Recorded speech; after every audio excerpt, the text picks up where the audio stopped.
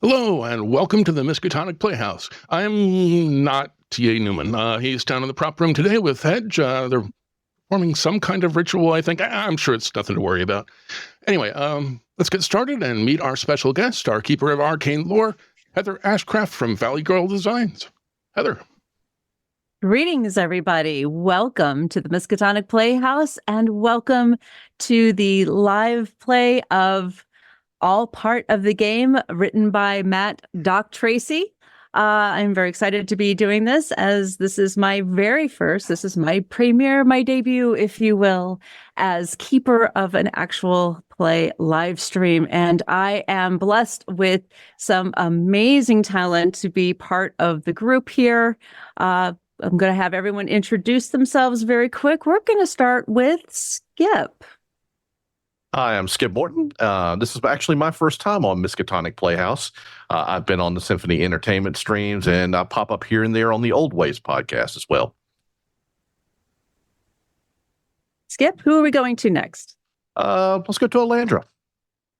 Hi, my name is Allandra Hileman, aka Lady Bedivere. I'm a regular cast member over on the Quests and Chaos Network and sometimes on Majestic Goose's Meme of the Month.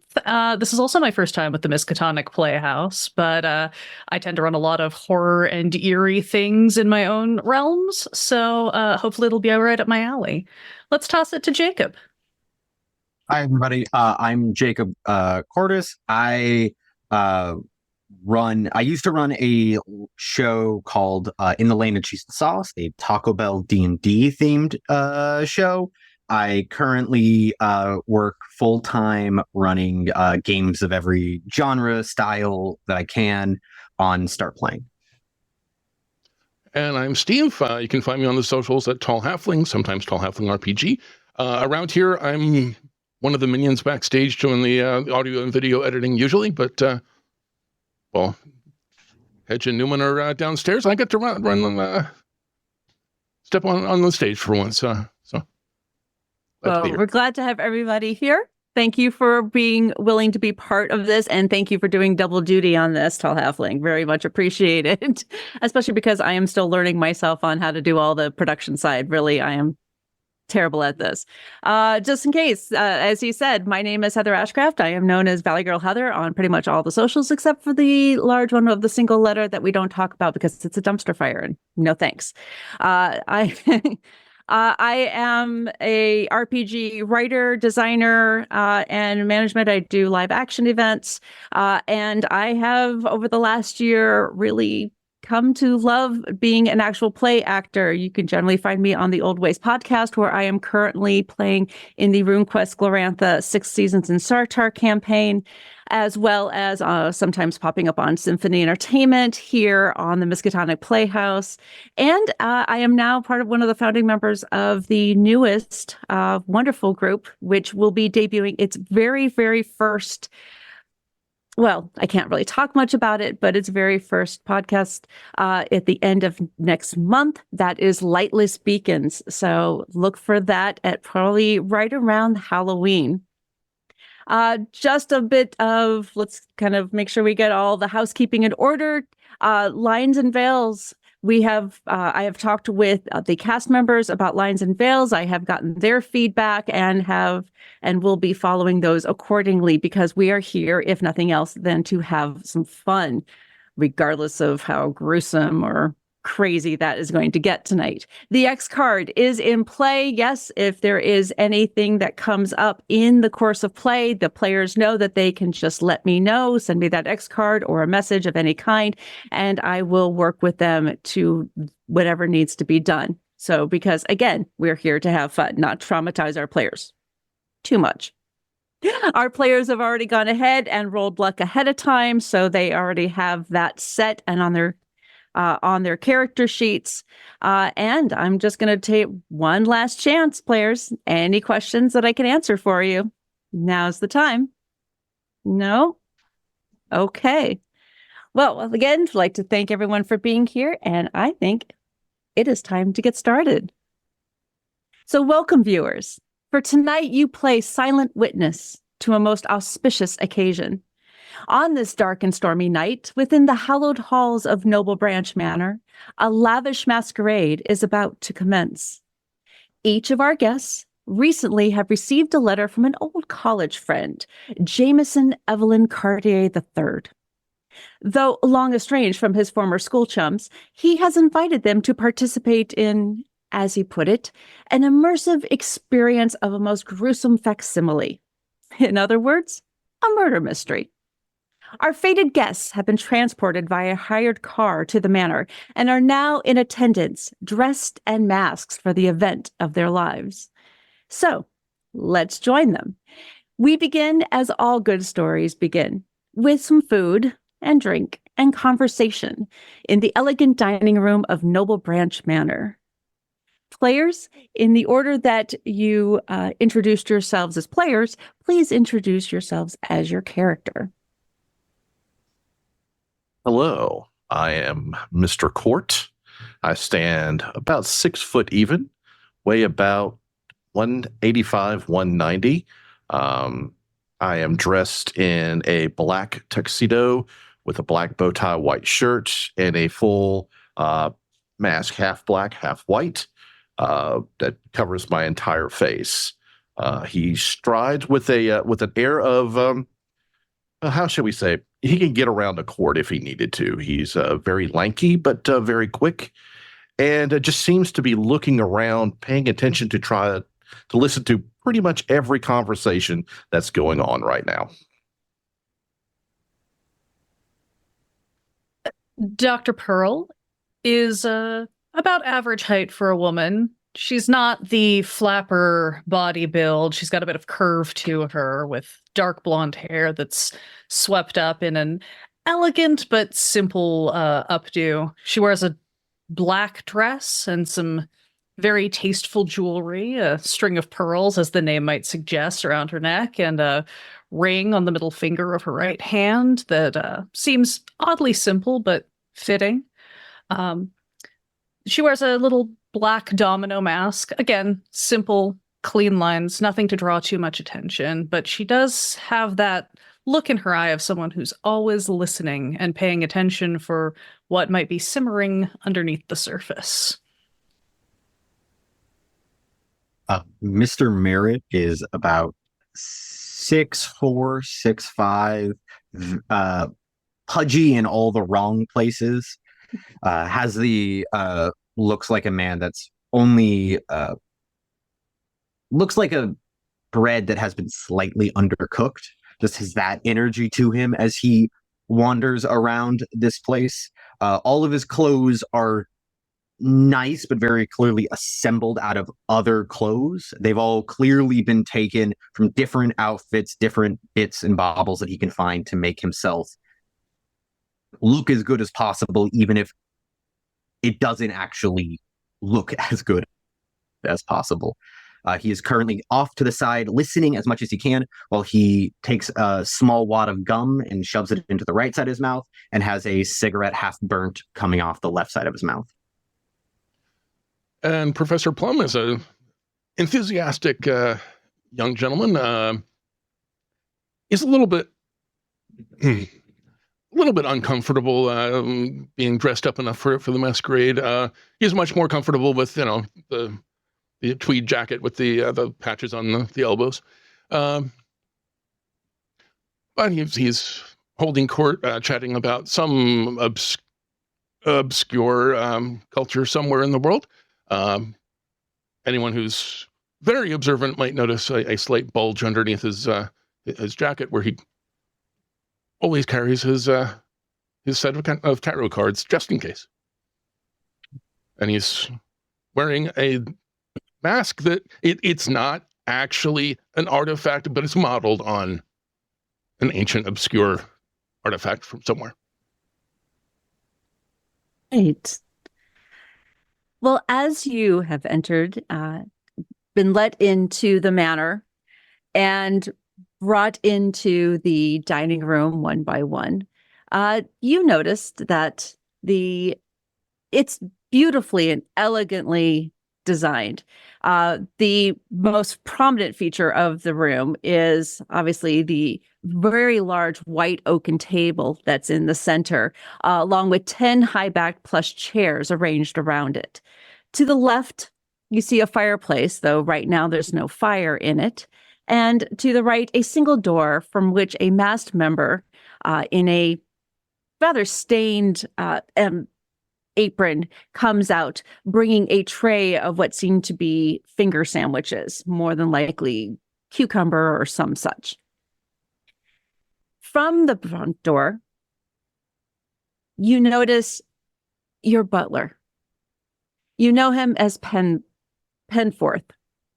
Penforth also wears a mask trimmed with blue circles and gold trim.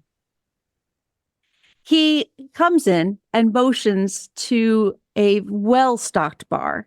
And you have to remember that during this time period, you are in the middle of Prohibition. So seeing such a well-stocked bar is, well, rather unusual.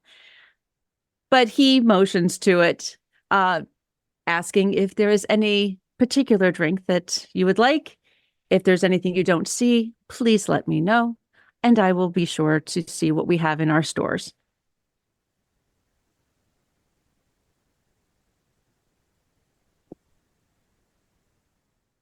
As any of you look on and see whether, if any confusion, he lets you know that Prohibition does not exist here.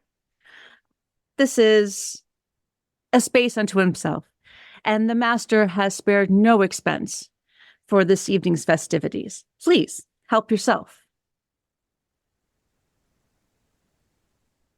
Mr. Court will immediately walk over to the bar, ask for just a gin and tonic with a lot of ice, and we'll wait for it. Once he gets it, if you watch him for a while, he'll just kind of sip on it. Won't take the full drink, just kind of sip like he's trying to look social drinking, but really doesn't want it in his hand at all. All right. Anyone else getting something to drink or eat? I'll step forward and check with the bartender. What options do you have? When you say everything, do you mean everything? Well, depending how obscure, we have an excellent scotch, and he points to the decanter. There is a bottle of champagne that is being in one of those container with the that is chilling down in one of the containers with the ice. You notice that it's probably a bottle from the smell of it, probably a rum, something sweeter. Mm-hmm. And then there is definitely gin and vodka. And they are marked with a little chain with a little engraved plaque on it so that you know which is which. That's fair. Would I know what would be the option that I could drink that would make me look the most sophisticated here? What would be the most upper class option to get here? Probably, if you were to make yourself a drink, it would probably be what Mr. Court did. The gin and tonic is a pretty solid standard, or you would just go straight for the champagne. I'll do champagne then, as I will get a glass of champagne and just kind of hold it off to the side slightly aloft. Okay. I think I will walk up to the bar, eye all of the clear liquors a little suspiciously, take a sniff to see if anything smells overly ethanolized, like it might have been brewed in a bathtub, and we'll also go for the champagne, since based on the label, it's got to be imported, so it must be the real thing. It very much is. You know, that was not a cheap bottle. The professor's going to go over and check out the finger sandwiches. For just a moment, he's excited to think that they might actually be finger sandwiches, but they're just small sandwiches. So he'll get a drink instead. I've always been curious. To actually try some Amontillado of the cask of fame. Any chance? No, sir. I I have was been. promised you had everything, and he wanders away. Not as annoyed as he's This- pretending to be. Penworth notices your reaction to the sandwiches and looks down at and looks back at you. Sir, there will be a full dinner later on this evening. The master was prefer to begin. Mr. Cartier is unfortunately has been feeling ill and wishes me to convey to you that he will try to be joining you a little bit later for dinner. This is, shall we say, just a little something to get the evening started. Penforth, if he's ill, does he require any assistance? I'd be happy to come take a look if he requires. And not at this time. And as you are considered one of our esteemed guests, I have on strict orders to begin the festivities for the evening for you. Again, he will, I'm sure, should he feel up to it, present himself at a timely point later in the evening. But he does wish me to, if any motions to the chairs in a motion to have you sit. He would like for me to convey the, shall we say, the rules of tonight's event. I'd love to hear them. I have been looking forward to this. Please.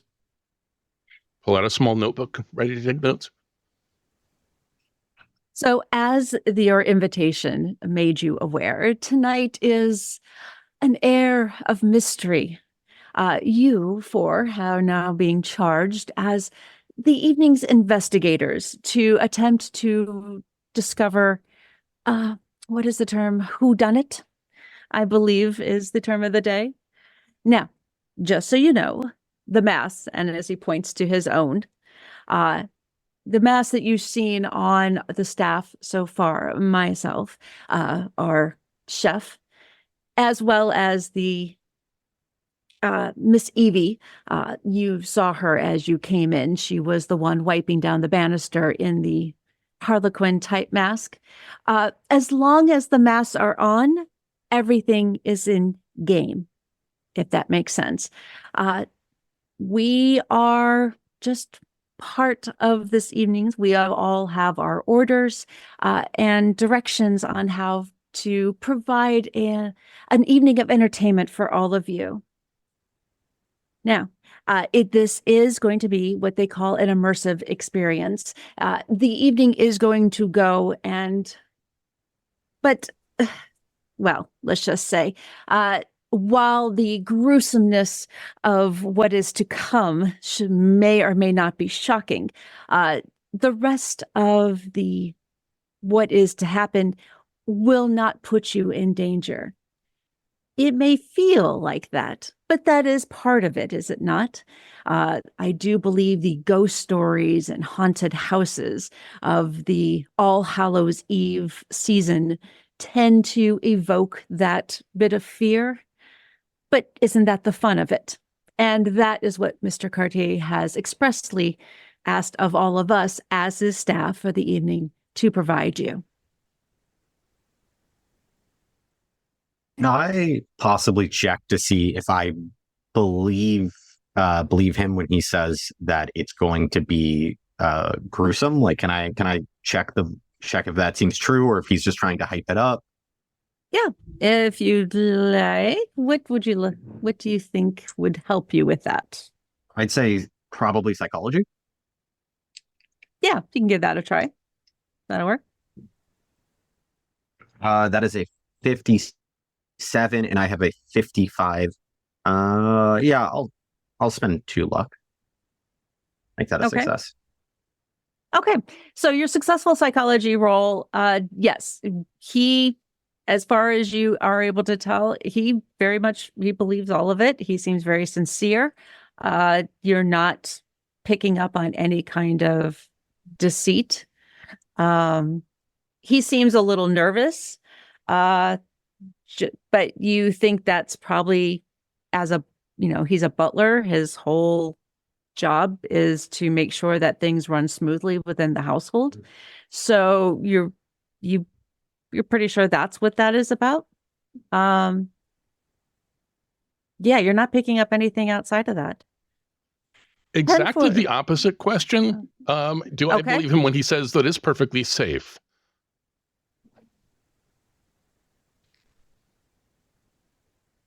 Go ahead and roll for me.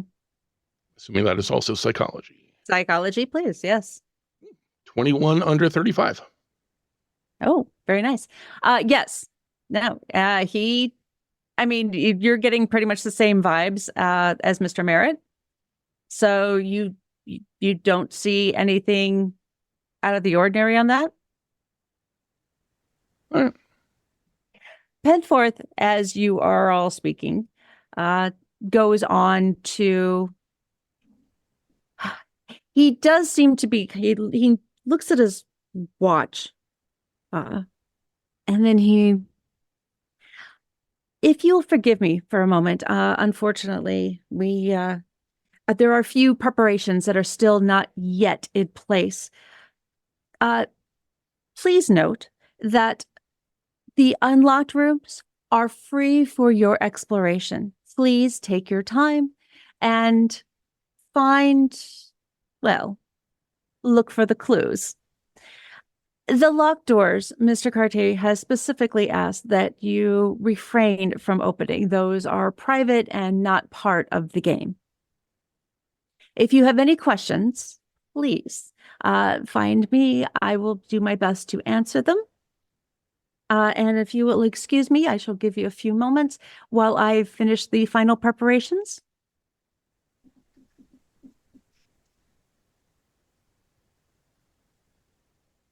And he excuses himself and leaves through the door, leaving all of you to eat and drink. Would anybody who has sipped their drink, please give me a con roll? Yeah, sorry, look right in. That's a 99, so there's no way that's a success. Oh, Nope. Go ahead. no, go ahead.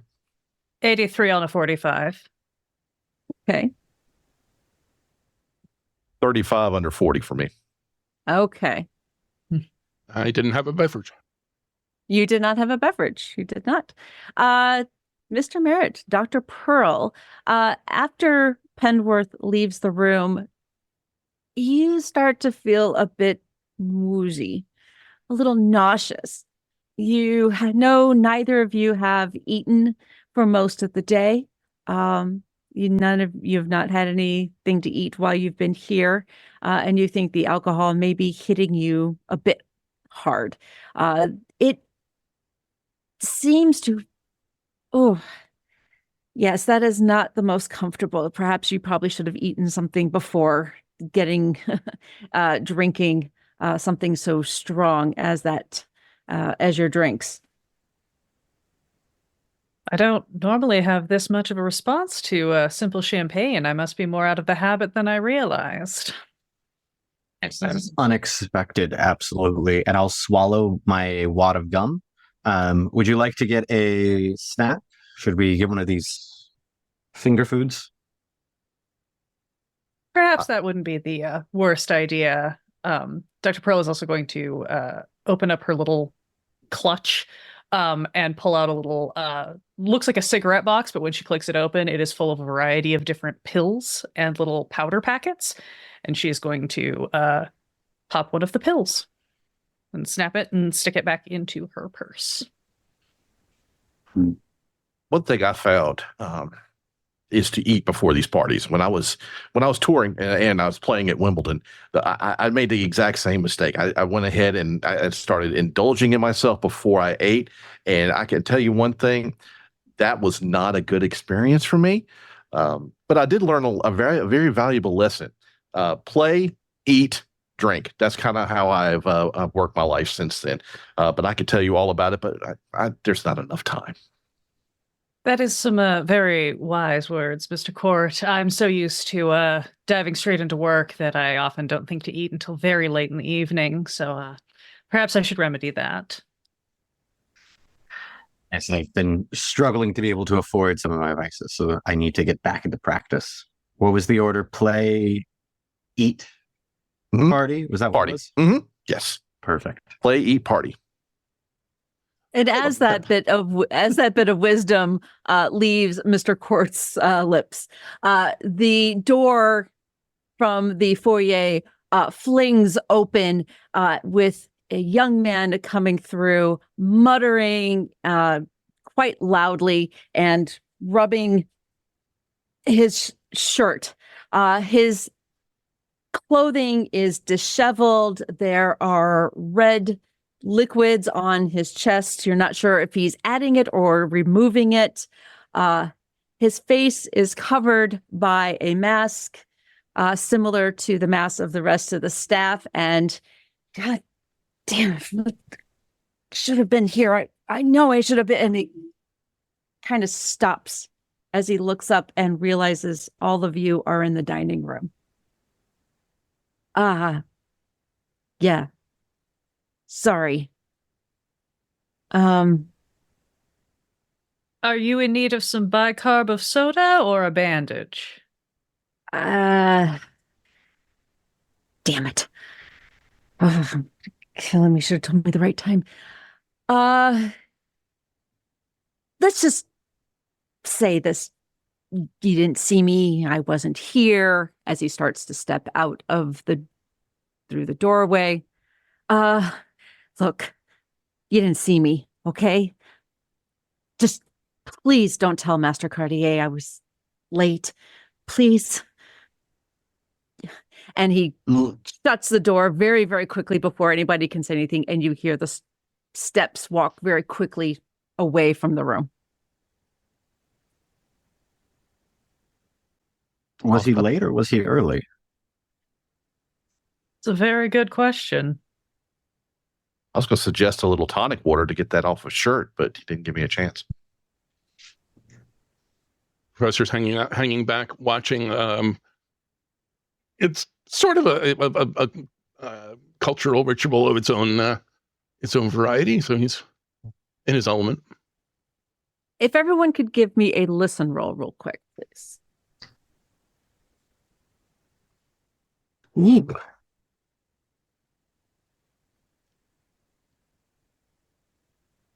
That is a 30 under 55. Okay.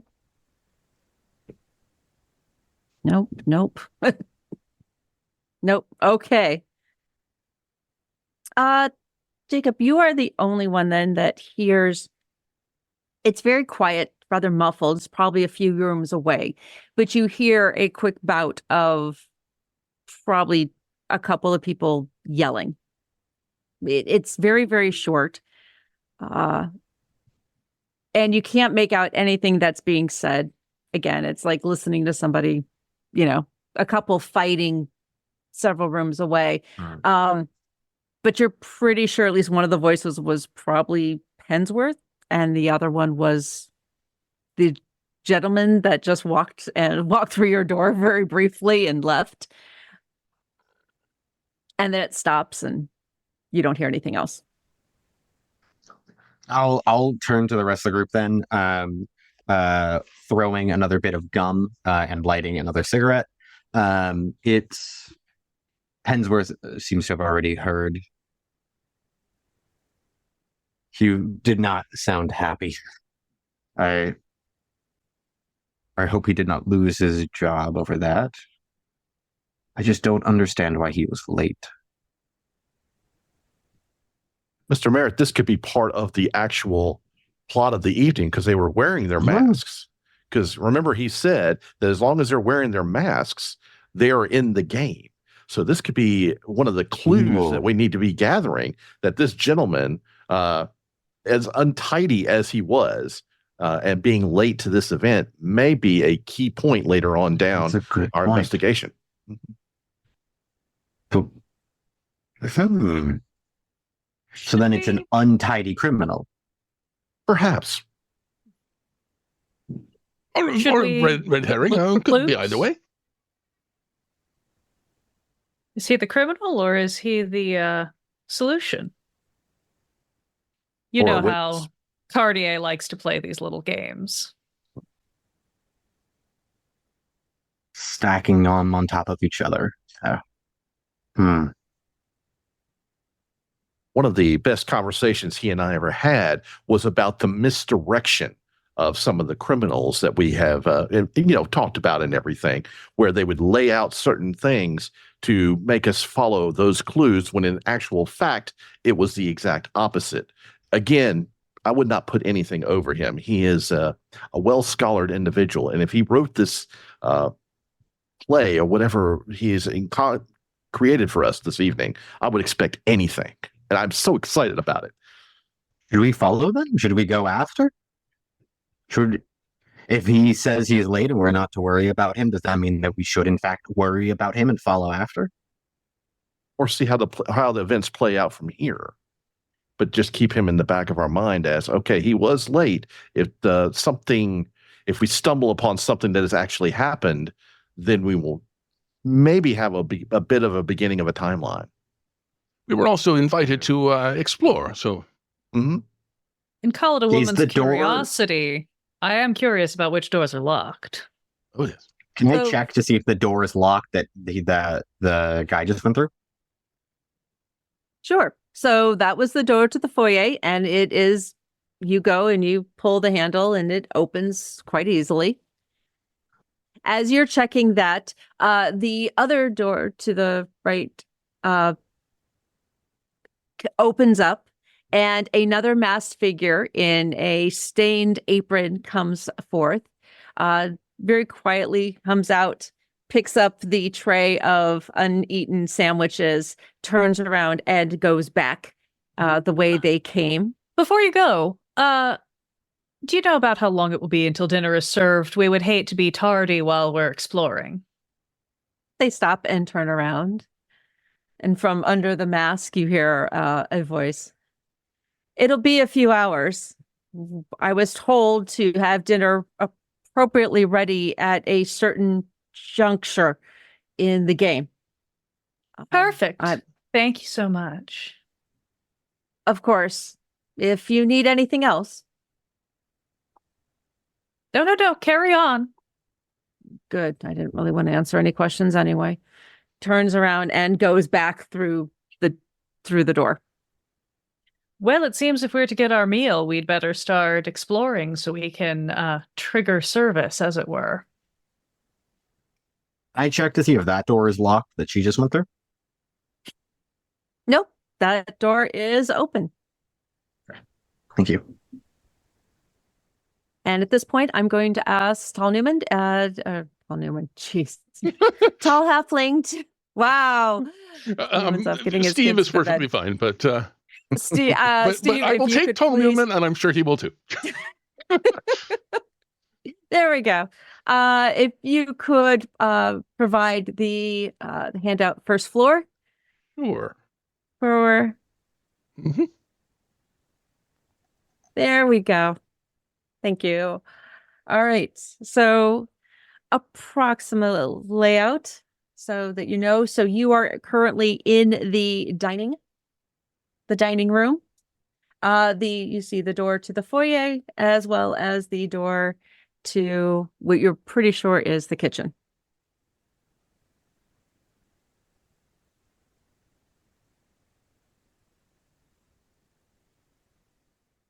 Well, where do people want to go first?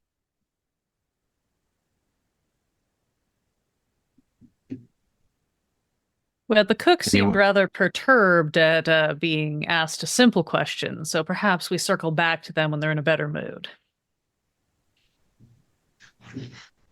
To the foyer then? After you? I'll work my way forward then, open the door into the foyer and just kind of stride on in. trying to be as excited and courageous as possible as I'm just my cigarette's kind of like shaking at the side of my mouth. You poke your head through the door and take a look around. The foyer is fairly broad and open. You see the stairs that are going up to obviously the second level. It's lots and lots of well-polished dark wood, very elegant marble flooring, gold accents for the lighting, and the couple of small pieces of furniture and art that are in the space. Off along on the stairs, seemingly trying to wipe down, very hurriedly wiping down the banister. You see a woman, again, with a mask on. While she's seemingly trying to keep, wipe down the banister and look like she's busy, you definitely notice that she is looking up your direction. At least at the doorway. And I'll yell out from the... Oh, sorry, go ahead. My apologies. Oh, no, go ahead. Go ahead, you're fine. Then I'll yell out from the doorway, what are you polishing? Or more accurately, why are you polishing? The master likes everything very, very clean. I must keep this place clean. Is it not clean? Well, there's a lot to keep clean in the house.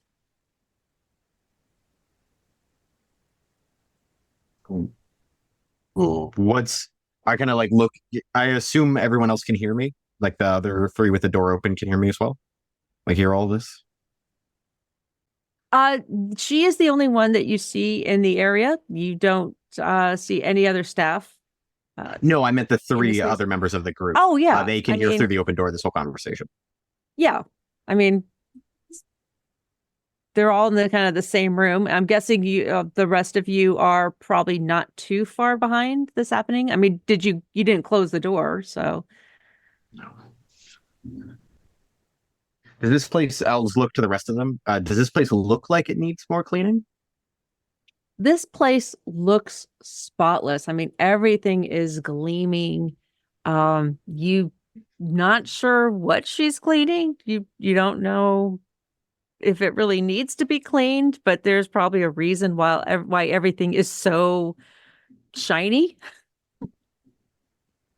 Well kept. I wonder if it's too clean. And I'll just keep strolling through and let everyone else join in. I just kind of start dropping, if I can, I'd like to start like dropping ash on top of like tables and stuff to see if it impacts what she's doing. Oh, absolutely.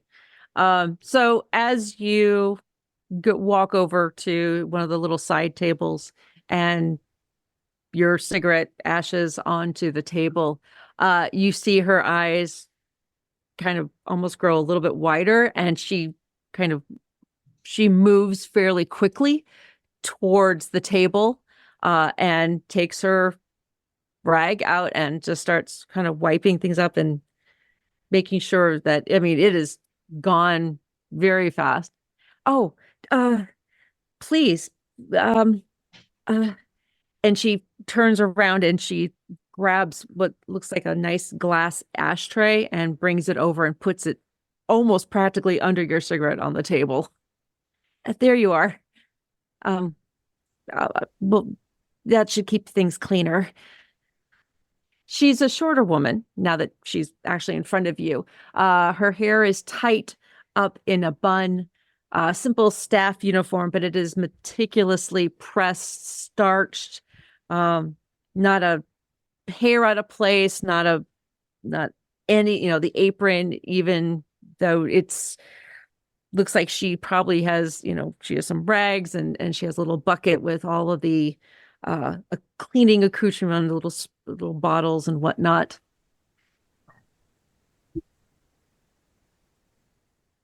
Thank you for Walk. this. I'll kind of walk. Sorry. Go ahead, Ms. Brandt. I'm sorry.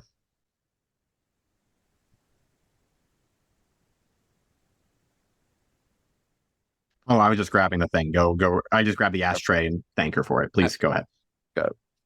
He'll walk over to her and does she look nervous, like she's doesn't feel comfortable playing the part that she's playing, or is it a different? Is she nervous at all? First of all, Go ahead and roll me a psychology. oh, this will be good. Okay. Wow, 9 out of 10. So I by 1. Wow. Okay. You're not really getting nervousness. There's a little bit of that there, but it's more, you think she's just like a clean freak. Okay. You're getting like almost an obsessive level of the need to clean. Or hello, ma'am. I'm Mr. Court. I know you, since you have your mask on, you're part of the game, and I'm really happy that you're here. Do you know if we're supposed to find anything in this room? I'm not supposed to give clues away. Oh, but there's one. There's plenty there's plenty of other rooms, and she kind of points up the stairs and then points towards a door on the far side of the foyer. Maybe you could tell us which room the master was most insistent on having cleaned today. And I will give her a little wink. Oh, there's never just a single room. I mean, I have to take care of this entire place, and it's just us. The master wanted us to, well, most of the staff was told not to come in. Really? He wanted to keep, Mr. Cartier wanted, well, to keep things easier. Not too many staff, therefore not too many players. He felt that would work best. So it's been just me. There's a lot to clean. While they've all got her busy over at the small table, I'd like to go over and take a look at the spot that she was so carefully polishing. Is there anything unusual about that spot? Is there anything unusual about, maybe she's polishing a banister, somebody's going to slip down and break their neck? Is there anything to see where she was that we've distracted her from? You go over to the spot on the stairs and kind of take a look. You don't see anything out of the ordinary, but man, that banister, it's one of the nice, dark, smooth wood. I mean, it is so shiny you can practically see your face in it. It's almost reflective.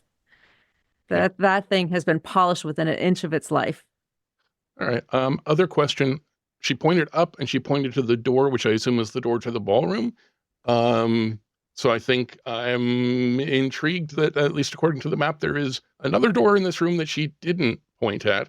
So is there anything I can see about the door to what appears to be the basement? So there are, you do see a couple doors on the far end. So of the foyer. So looking back, there is a tiny hallway and you see 3 doors there. There is a door to the basement that is under the stairs, as well as the stairs themselves to the second floor. So right now there are at least 4 closed doors that you've not attempted yet. Okay. I think I'd like to start with the one closest to where she was, which I believe, looking at the map, would be the door to the basement under the stairs. Okay. You go over to the basement door. It is locked. Okay. All right. Play by the rules for now. Okay. What is everyone else Perhaps doing? we should continue investigating. Mr. Cord, you look like you know your way around a dance floor. Shall we investigate the ballroom? And I will grab his, basically make him take my arm and usher him toward the ballroom, and we'll try the door. Absolutely. All right. So you head to the ballroom door. The door does open without a problem. You open and look in and see a large, well-appointed ballroom adorned with twinkling chandeliers and lights that it's really bright in here. For chandeliers, I mean, there's just light everywhere. There are sconces on the walls. There are the chandeliers overhead.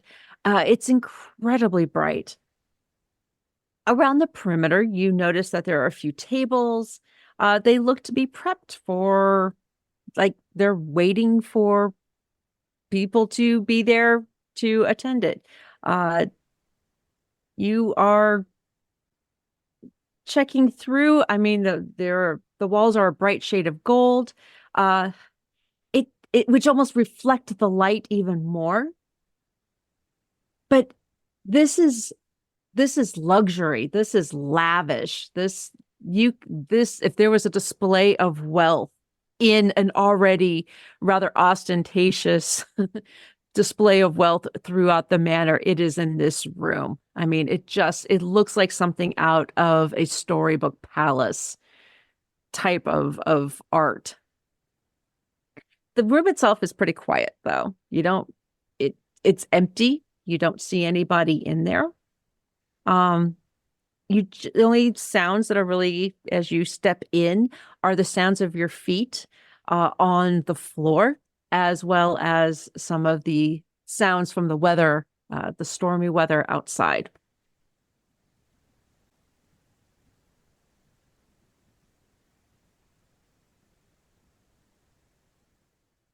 Does the art look like, are there any any specific style, or is it kind of a mishmash of things? The artwork, the everything is almost like filigree. That's what kind of comes to mind. Everything is elaborately constructed,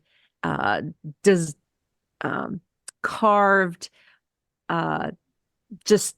It looks like you have the winged cherubs. You have the very kind of Art Deco kind of style with the kind of that sweeping angelics. Nothing of the decor in this room really says anything less than this is the best. This is, gold and ostentatiousness is the word that really comes to mind. Like, it's almost over the top. It's like the floor itself is a gorgeous black and white checkered marble, probably imported. It's very much a very classic ballroom dance floor and space. Well, he spared no expense on this. Who is entering the room? Just so I'm aware. I'd follow after them. Yeah. Okay, so far the party is staying together. All right. I would like all of you to give me a spot hidden roll then.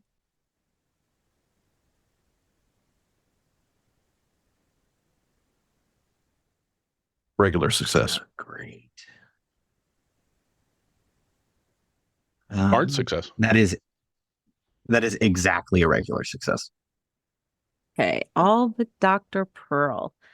66 on a 55. I feel it should be Okay. said. Well, you do have luck, do remember. Okay, so everyone kind of goes in and fans out throughout the room. As you are looking around, the three of you that succeeded, let's see, who had the best roll? What exactly were your rolls? Do you remember? I had a hard with 22 under 50. Okay. And were the others were normal successes? 75 and 75, yeah. 74 Okay. and 75. Okay. So, Steve, you as Professor Plum is walking through the space, you are the one that notices it. There is on one wall, kind of, you wouldn't notice it from the doorway. You kind of have to walk around past a couple of the tables. But once you get to a certain angle, you happen to notice this on the wall. It's a symbol, a strange circular symbol. And as you look at this symbol, it's almost as if it starts to swirl. And your head feels like it's starting to swim. You can't look away from it. It almost feels like it is drawing you in as a knot of dread kind of begins to form in your gut. Please roll me the first sanity roll of the game. Okay. That is a 2 under 45. Okay, so you'll just take 1 point of sand as your body almost feels like you have it's almost feverish.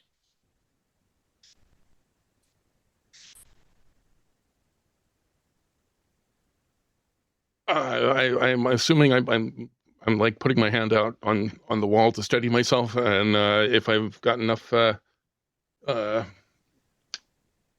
control of my faculties, I'm calling to the others to carefully come and take a look. This is giving me a headache. What is it? What did you find? And I'll walk over to try to help them. All of you see Professor Plum kind of with his hand out on the wall. He's looking at something, but it's like he's trying to. He doesn't look very well. Can I follow his eyes to where they're going? Absolutely.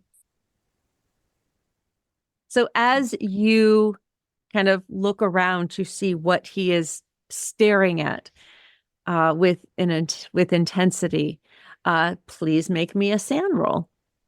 Okay. I should have expected that. Yeah. As you notice a strange, odd circular style symbol, looks like it's kind of a reddish brown color. That is definitely a fail. Okay. So you are going to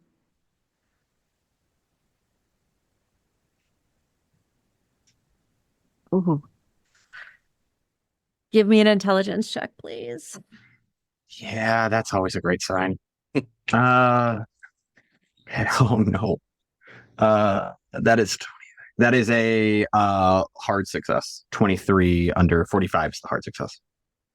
Okay. All right. So first you're going to take 4 points of sand. Okay. Perfect. And I will get back to it. Is anybody else looking at? I think Dr. Pearl is more, when we walk over, is actually more focused on the professor and is going to kind of try to pull him away from the wall and is very gently and elegantly starting to do a little bit of a once-over, like looking at if his eyes are tracking, kind of discreetly trying, maybe not even that discreetly, like doing the like hand against the forehead to see if he's broken a fever or something. You know, she's a little more on the medical track right now of like, what happened? Okay. So as you're looking at Professor Plum, he looks a little pale. You know, he looks a little feverish. You still have your faculties somewhat, Okay. Professor. So you can respond as Dr. Pearl comes over to start looking you over and feeling your forehead. Okay, so in my studies of other cultures and occult and such, am I familiar with the concept of things that you look at and they affect you in these sorts of ways? Go ahead Or and do I make me an have occult a roll. reference? Well, go ahead and make me an occult roll. Let's see if the knowledge is there for you. Yeah, it might be otherwise, but I am not I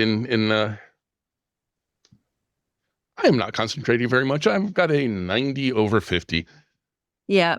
No, this is not ringing any bells, but you know it's having an effect on you of some kind. Professor, You're pretty sure. Professor, can you focus? Focus. I'm What fine. happened? I'm fine. I just don't stare at that. Stare at what? The And then I'll wall? look at it. This is why my students never listen either. Mr. Court, please give me a sanity roll. Absolutely. Saved by my own stupidity and inability to see things on a wall. 68 out of 50. That's a no. Okay. So please make me an intelligence roll. That's a 94 out of 70. That's a fail. Okay. Well, the intelligence check is always the one you don't want to succeed. So, Skip, you're going to take 4 points of sand. Yep. But you are going to miss this next part. Yep. Jacob. Yeah. So, as you stare, you cannot look away from this symbol. You try. There's parts of your mind that you are pretty sure sound like they're screaming, stop looking at this, but you cannot pull away. The swirl almost seems to grow and just to a point where it's almost like a portal. And in the center of this portal, it becomes clear, almost like a window opening in some way. It's like a portal, a porthole size. And through that window, you see something that your mind, even in this state, is having an incredibly difficult time processing. You feel it more than see it. The sense of fear and dread and helplessness and hopelessness starts to grip your innards.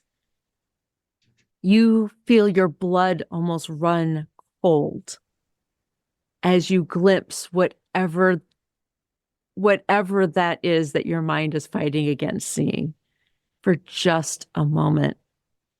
For the rest of you, you notice Mr. Merritt's body. His cigarette drops from his hand onto the ground unnoticed. His jaw goes slack as the familiar chomping of gum ceases, and his body seems to go stiff. His eyes are wide open and staring directly at the symbol on the wall.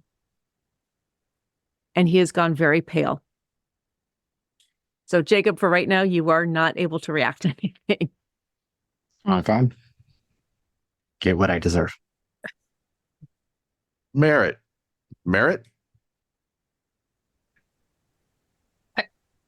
I think I'm going to. I think you are muted. Yes. Thank I you. don't want to interrupt. I don't want to Yes, interrupt there you. you go. Yeah. Stepping in between Merritt and the symbol, and kind of shaking his shoulders. Oh, are you all right, my friend? He doesn't really move. He feels incredibly stiff, like every muscle is tensed hard. I'm going to reach into my little cigarette case of pills and powders, and I'm going to pull out a slightly larger capsule, and I'm going to crush it in my hands and put my hand under his nose and smelling salts to see if I can get him to react. Okay.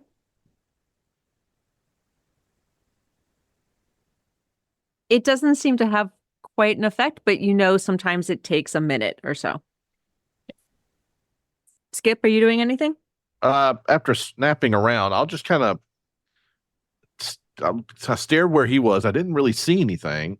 So maybe if I go stand directly in front of it, blocking his view, maybe it'll snap him out of it. It's maybe touch the symbol, see if anything happens. Okay.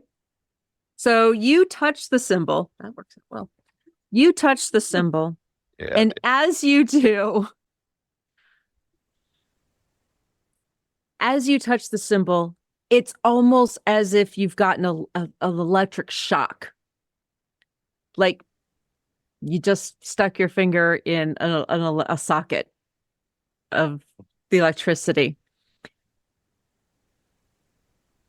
Oh, this is going to be fun. Okay. And as you do that,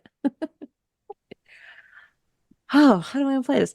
As you do that, Jacob, it's almost like a snap of lightning hits you coming out from this portal. And it's almost like it hits you like straight in the head. So as Mr. Court goes stiff and gets knocked back, Mr. Merritt body seems to fling itself back. The lights flicker all through the room, noticeably crashing of thunder outside and a couple streaks of lightning. And all of you would swear that you hear an unearthly scream tear through your mind. I would like Mr. Court, Mr. Merritt, I would like both of you to please give me dex checks. Yes, normal success. Okay. That is a Okay. If I Professor was holding Plum, Mr. Merritt's shoulders, could that you were. Yes. that be a bonus Would you die? like? Yes, absolutely. I was just about to say that. Jay. Let's see if I can do better. Let's give you a shot. That is worse. So no, that is not that went from a 62 to a 92. Sorry, I meant well. Professor, would you please give me a dex check to see if you're taken down with Mr. Merritt? Or if you retain your footing at least. 47 under 60. Okay. So Mr. Merritt's throat is basically thrown back with such a force that he almost rips himself out of your hands, your grip. That's going to leave some bruises, and then lands flat out on the ground. Everything is black at this point for you, Jacob. Skip, you have been thrown backwards and stumble a bit around, but you do not go completely out. Did I take any damage from that? You know what? You're gonna kind of hit your head. So I'm gonna say you're gonna take about 2 points of damage. Because you hit the back, you hit down pretty hard. I mean, it almost slammed yourself into the ground. Lord. And as everything quickly quiets, the lights seem to stabilize. And you didn't realize that they had almost gone dim until they seemed to come back to full power. The outside storm seems to quiet down for a moment. And the silence comes back to the ballroom. Gott in Himmel. Did you see that? That was the cat's pajamas. Dr. Pearl is going to stare at Mr. Court. That did not feel like pajamas. Mr. Merritt, would you like me to take a look at that? You could you just I would hate to think that you might have a concussion. Are you all right? Again, gonna walk up and start doing the like follow my finger. I'll like half follow along and just be like, I'm sure if I can just have a glass of alcohol. No. We're not. No, we're I've heard the best thing for a concussion is a nap, so I could always go for that as well. I think perhaps dancing is the remedy here, keeping you up and on your feet. All right. Well, if we're going to exercise, let me have a cigarette, and I'll pull out. I'll light a cigarette and. I imagine I've swallowed my gum again at this point, so I will pop more gum into the other side of the mouth again. And I will attempt to dance with the chewing and the smoking and whatnot. I don't imagine it goes too well. It's not even so much dancing. It's like pulling you to your feet and then sort of like a little bit of swaying and probably humming some jazz tune very lightly, but also testing to see if you're even taking your own weight. Is there? Did anyone else? Is the window on the wall still there? I'm sorry. The what now? The window. The window is a window. It's the I'm window gonna motion to there. the big windows where we saw the lightning. No, wrong side. That side. Window.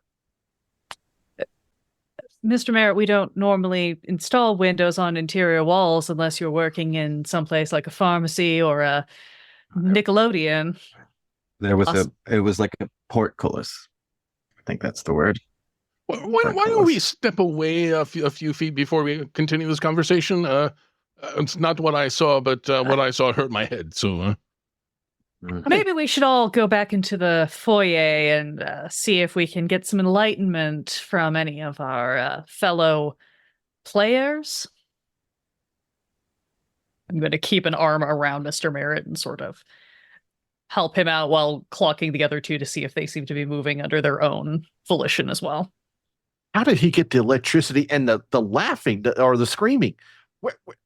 This is amazing. That is actually a very good question. As I walk out, and with all the lightning and the flickering and everything, are all these chandeliers electrically powered? Does this house have interior electricity, or are we still on flame or gas? No, the house is up to date. I mean, it's as old as it is. It looks like it has no expense has been spared, and everything has been refitted to the best and newest of the day. So there's that.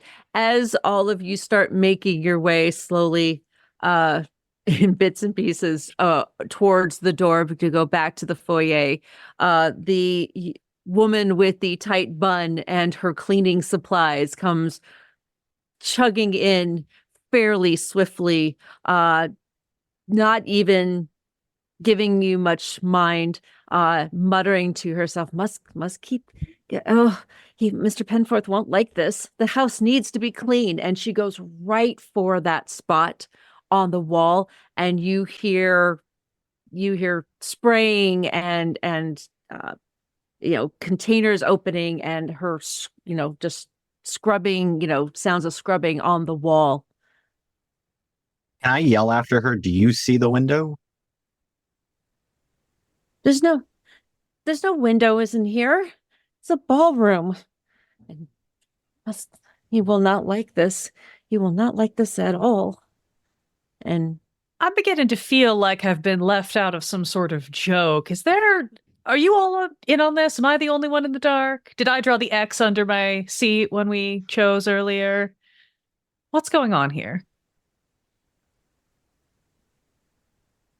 I don't know. I'm trying to figure out how you got the electricity to come out of the wall and the screaming.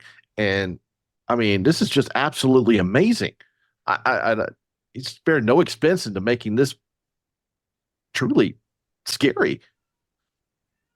Professor, is your head still hurting? It seems to be feeling somewhat better, but perhaps I've been in my books a little bit too long lately. I had no idea special effects has gotten quite so visceral. It doesn't feel like a special effect.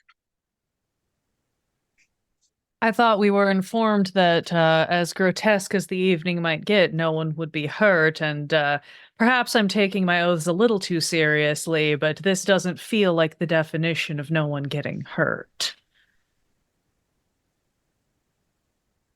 I'm going to pop open my pill case and hand an aspirin to the professor.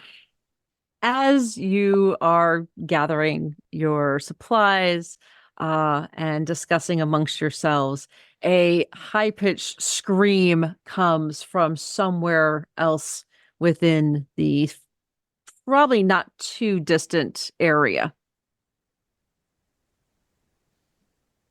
I'm going to hand Mr. Merritt to whichever of the other gentlemen is nearest to me, and I'm going to shoot across to the door that we came from originally, since I know that door was unlocked when we exited it, and just fling the door open, stick my head in. Okay. So you stick your head into the dining room.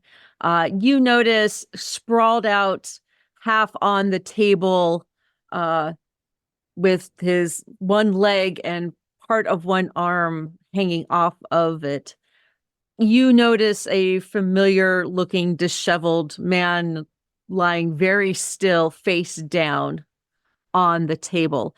You believe that from the looks of it, this is probably the gentleman that rushed in earlier and interrupted you before rushing out of the room.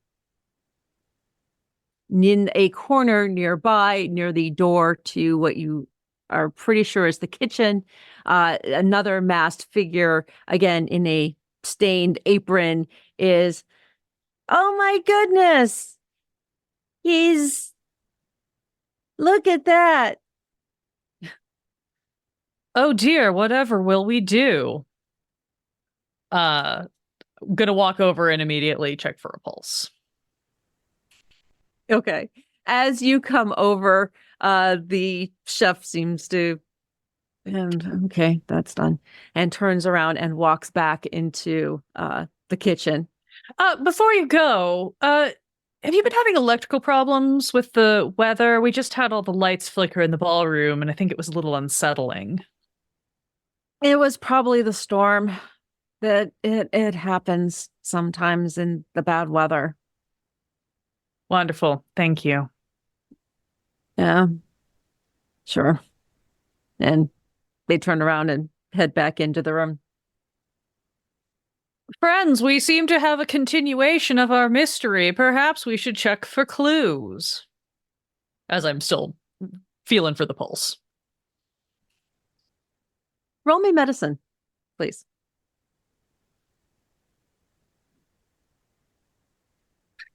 Not going to pass a single roll this night, even on things I'm good at. That is a fail. You are not able to find a pulse. You're not, you don't sure. You're having a tough time trying to, maybe it's the angle of the neck or you're having to kind of go under the mask space, or you're still kind of trying to, your mind is still on whatever just happened in the ballroom, but you can't seem to find a pulse. Start muttering under my breath in German, probably a lot of invectives, and I'm gonna see if I have like a little pocket mirror or something so I can do the breath, like just literally like going through all the motions, because this is getting ridiculous. Okay, how about the rest of you?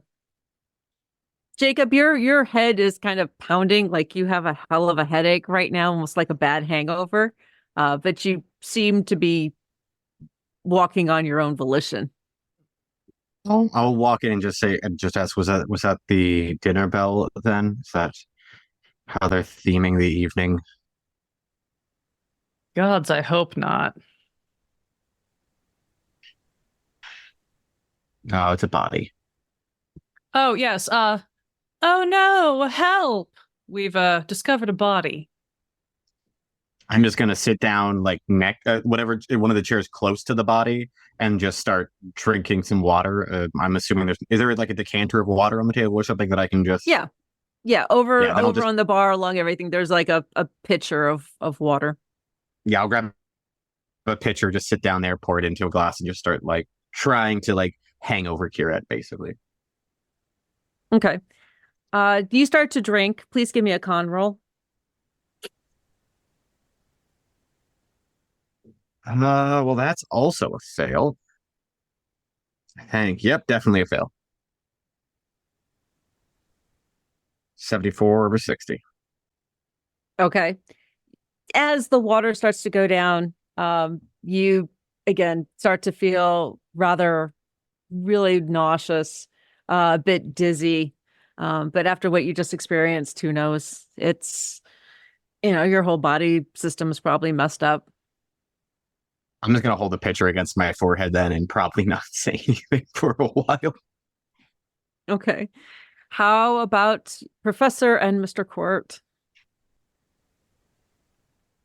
I'll go in and I'll just kind of look around and go, oh, the body. Oh, the game is afoot. And just kind of walk around, start looking for clues. Like, is there a knife in his back? Or, if,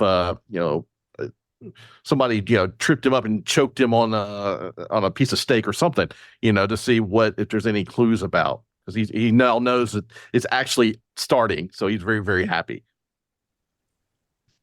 Okay, so you take a look, you start looking over the body. There's no knife sticking out of his back, but his head's kind of turned a bit off to the side. He has the mask fully on. So to find out anything about that, you'd have to maneuver him very carefully to take the mask off. I'll just kind of, hey, buddy, I'm gonna move your mask. I just need to look for clues, and he'll just kind of pull it up a little bit, just to see. Okay. What you see as you start to pull the mask up is his skin. His skin is fairly red and blotchy. So you get the mask about probably part of the way up. And you see something sticking out of his mouth.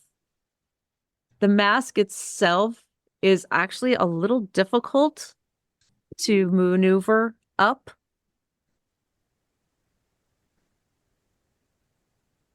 Dr. Pearl, I found a clue that there's something in his mouth.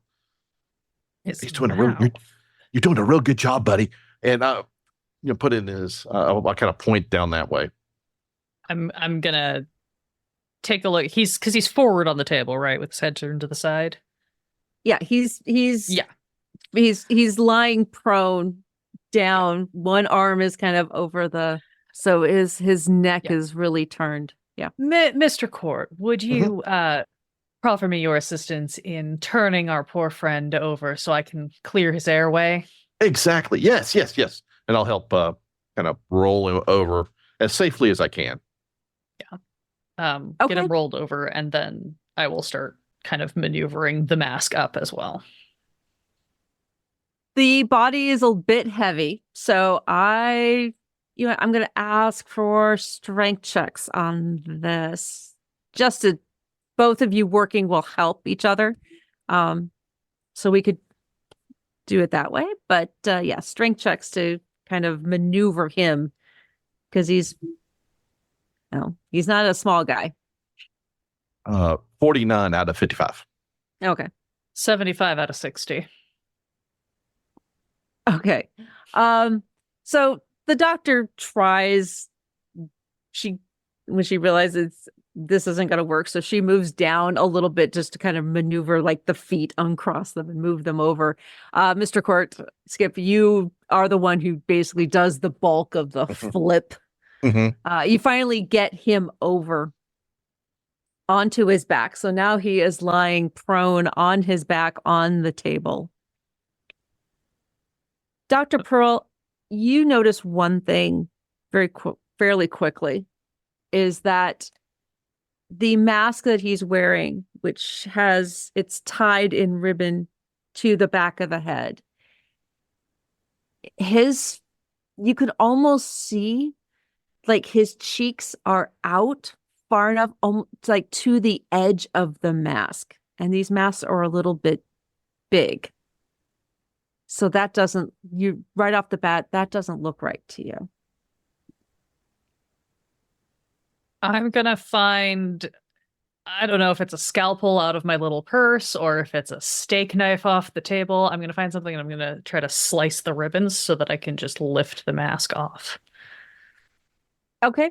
You're able to, I mean, there are knives on the table, so you're able to easily find something sharp. Right. And you cut one of the ribbons and you start pull the mask off. You realize the mask is sticking slightly to his face, but you're able to kind of pull it kind of gently, and you realize that to Kelly get this off, it's a little squishy. So you get this, as you pull it, what you see is his face is swollen, way swollen. The skin is blotchy and mottled, and it almost looks like there maybe were blisters that stuck the mask to the face skin, and there is something sticking out of his mouth. It's red. I pop his jaw open and not really at this point caring if anyone else is squeamish, because now I'm in my zone. I'm just gonna pop his jaw open, and I think I'm gonna probably grab a napkin and use that to reach in and try to extricate whatever's sticking out of his mouth. Okay, first I'd like you to make me a medicine roll, please. I apologize. No, that's fine. It's more fun if I fail before I use. Oh, hey, I actually succeeded on that one. That's a 24 under a 45. The swollenness, the blotchy skin, the blisters, all of this to you is indicating a massive allergic reaction. Great. Like a really terrible one. You notice his throat is kind of swollen up a bit. Yep. So you are pulling out whatever is sticking out of his mouth? I'm going to try, because if he's having an allergic reaction, I need to clear his airway. So you start to pull this, whatever it is, out. What's sticking out is not quite a crescent. It's almost like half of a circle, flat. In fact, it looks fairly familiar. And as you pull it, you realize your suspicions were definitely confirmed. It is a red fish. Not too big. Well, that's a dreadful way to indicate that we're on the wrong track. And I'm going to check for a pulse again. Now that he's in a different position, I can reach his neck better. Well, since you made your last medicine roll, we're just going to go with that one. I'm not going to have you roll again. You're on a roll, so let's do this. The doctor who can't find a pulse. Terrible trope.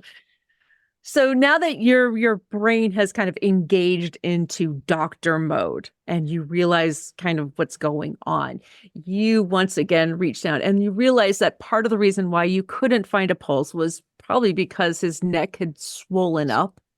So it takes a little bit more maneuvering. And as you maneuver, you realize that the reason you couldn't find a pulse is because there is none. All right, friends. This has gone from a fun evening's diversion to a problem. So this man is actually dead. And I don't think it's a game. I've heard of ways that you can slow a pulse to the point that it seems like someone is dead, but I don't know. I guess I shouldn't put anything past Jameson, but this seems a little rich even for him. Oh, enjoy the herring. And I will flop the fish onto the table. The professor had hung back for a moment while I was dealing with a technical thing. He's caught up just in time to be turning very, very pale. It's not entirely clear if it's at the dead body or the fish out of the guy's mouth going splat on the table, but this is not the lovely dinner entertainment he was promised for the evening. You mean he's really dead? Either that or he has found a way to defy the laws of nature, which I would be equally fascinated in, but at this point I'm more concerned as to whether we need to be calling the police.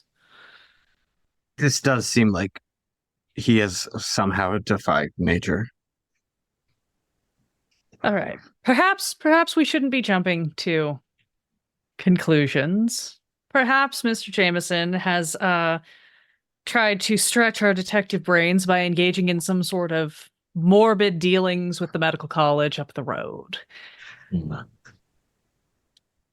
I'm willing to give him the briefest benefit of the doubt, but I'm not particularly comfortable with the direction this evening has gone, especially with whatever you all were raving about in the other room. So, Well, we know what room he's in, right? Why don't we just tell him to call it off? do we know what room he's in? His bedroom? He's in his bedroom, isn't he? Yeah, I believe so. I could of course be wrong, but I remember being told that. I think that he was unwell and he was unable to join us. It would make sense he'd be in there. I'd be I guess unwell I don't too know if I for was sure. plotting murder. So perhaps we should go find him and ask. The cook seemed very unperturbed. I mean, aside from the fact that they're being forced to participate in this little evening and they don't seem as into the game.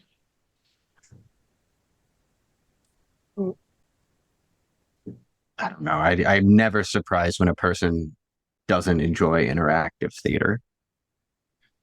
That's true. I can't believe I touched a dead body. I thought he was really alive. I was talking to him.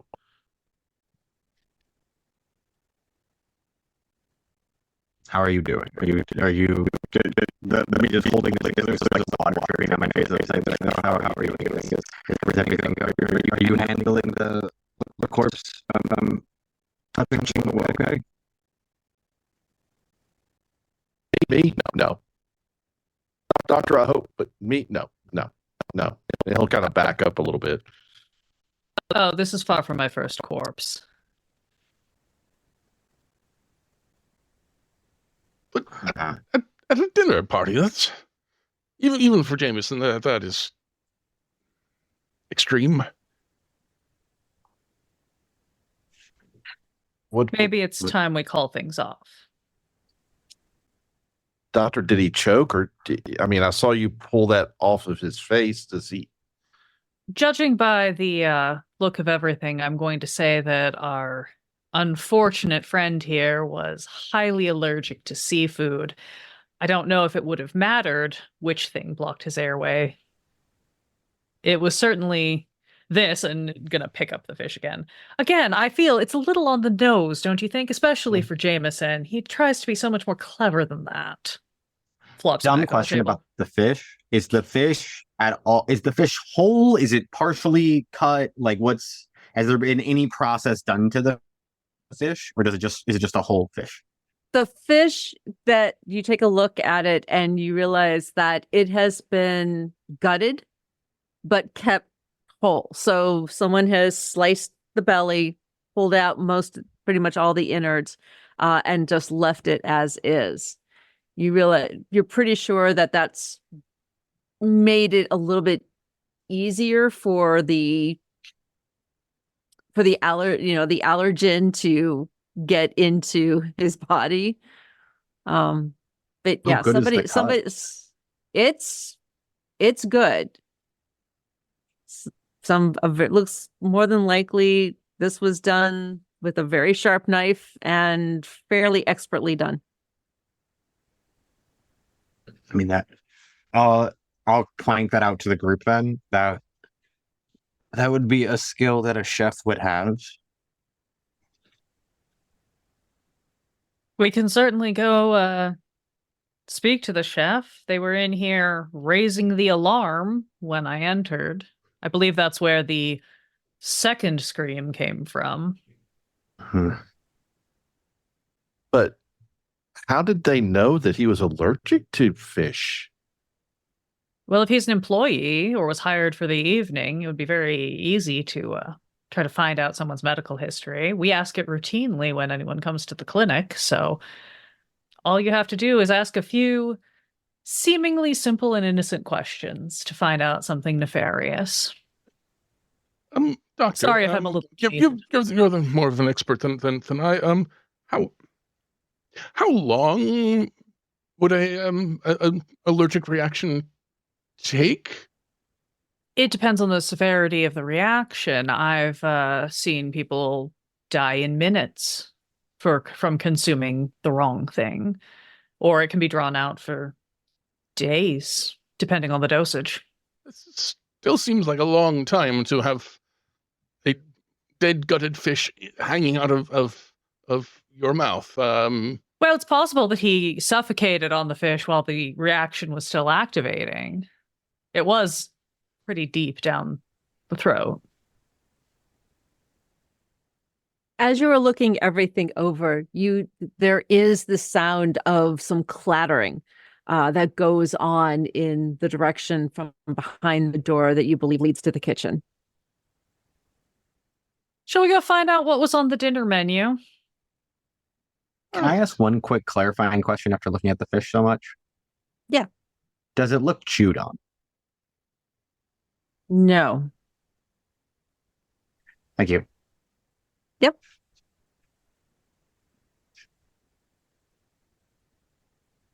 Okay.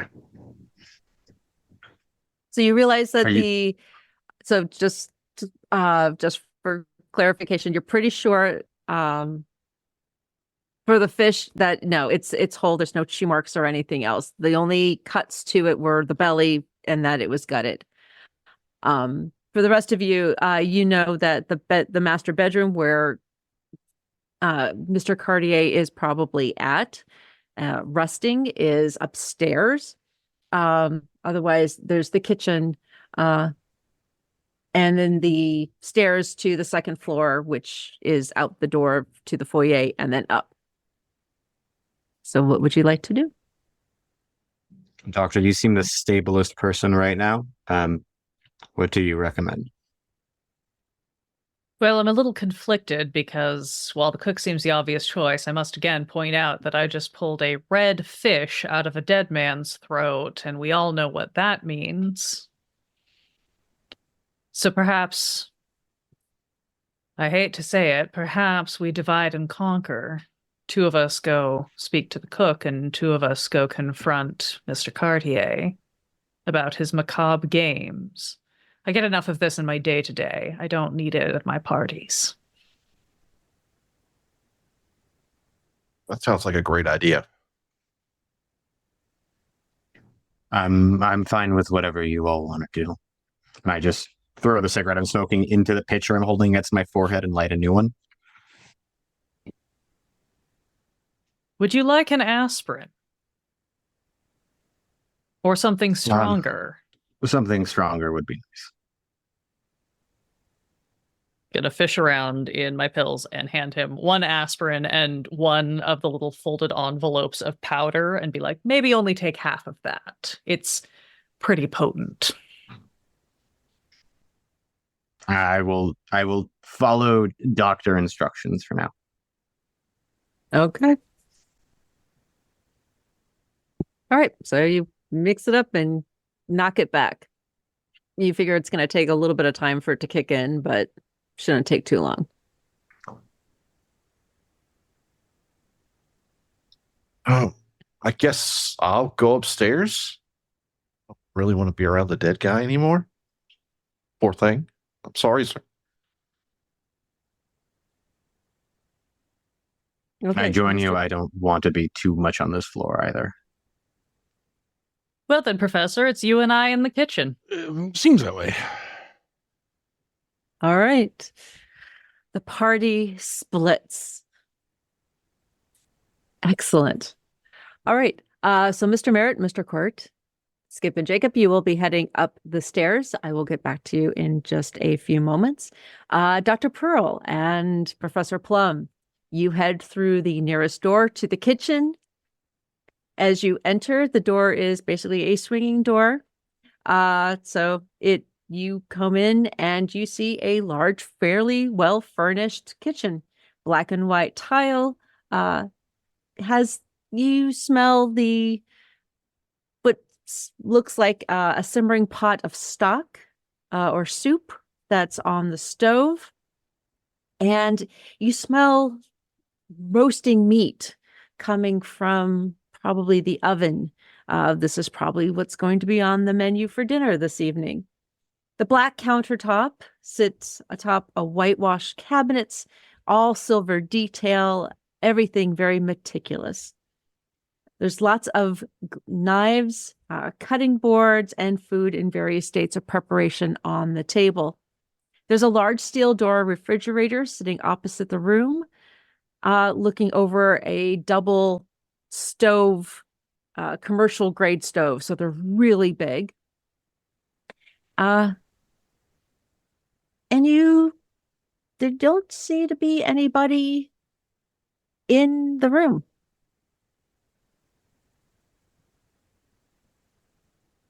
Do you see any traces of fish in the preparations here, Professor? How about you both give me some spot hidden rolls and let's see what you see.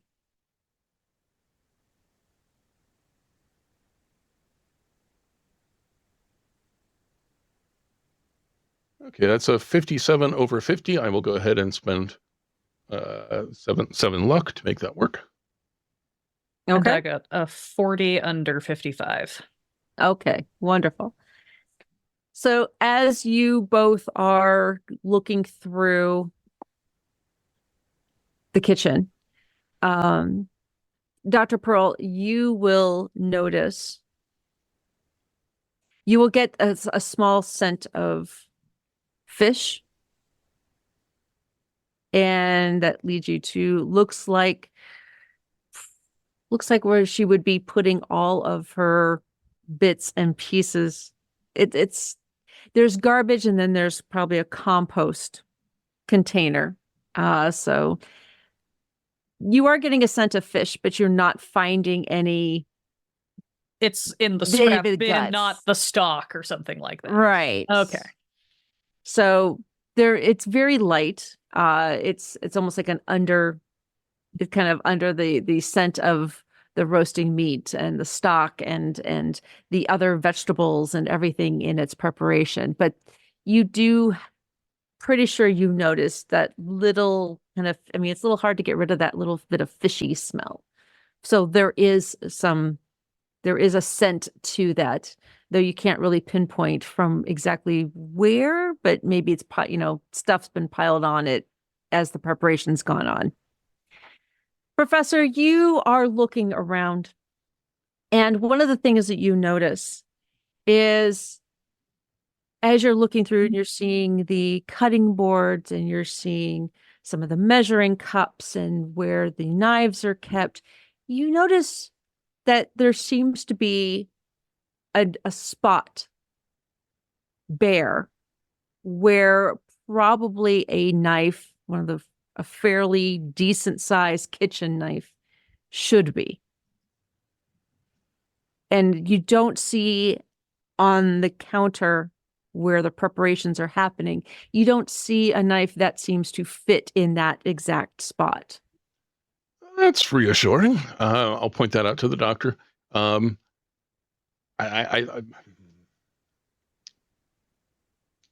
despite what we just saw in the other room, I think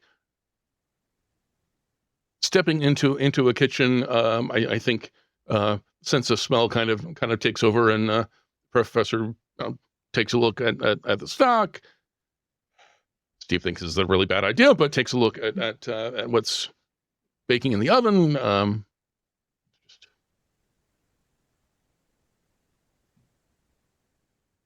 Dr. Pearl, your nose is going to lead the way.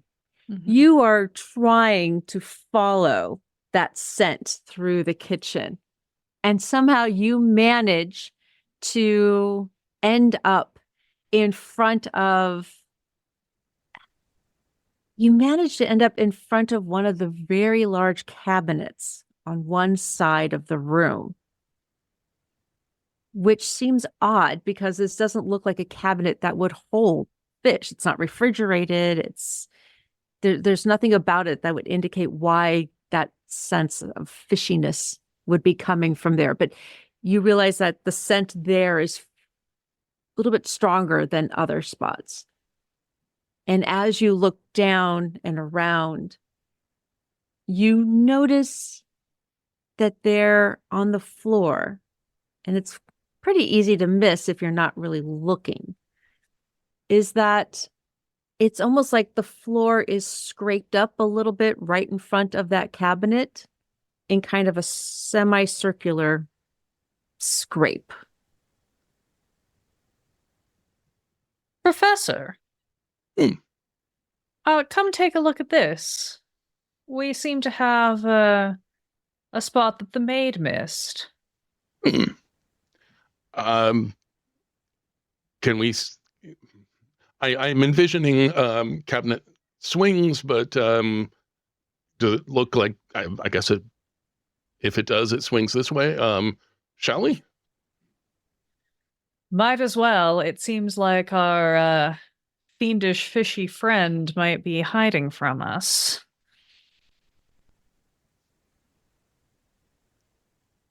So you are attempting to do what? I think first things first, I want to just open the normal cabinet doors and see what is inside. I'm going to do the grab handle and step back so I'm not directly in line of the door. Okay. So as you attempt to open the cabinet, the doors don't seem to want to open. Give me a strength check, please.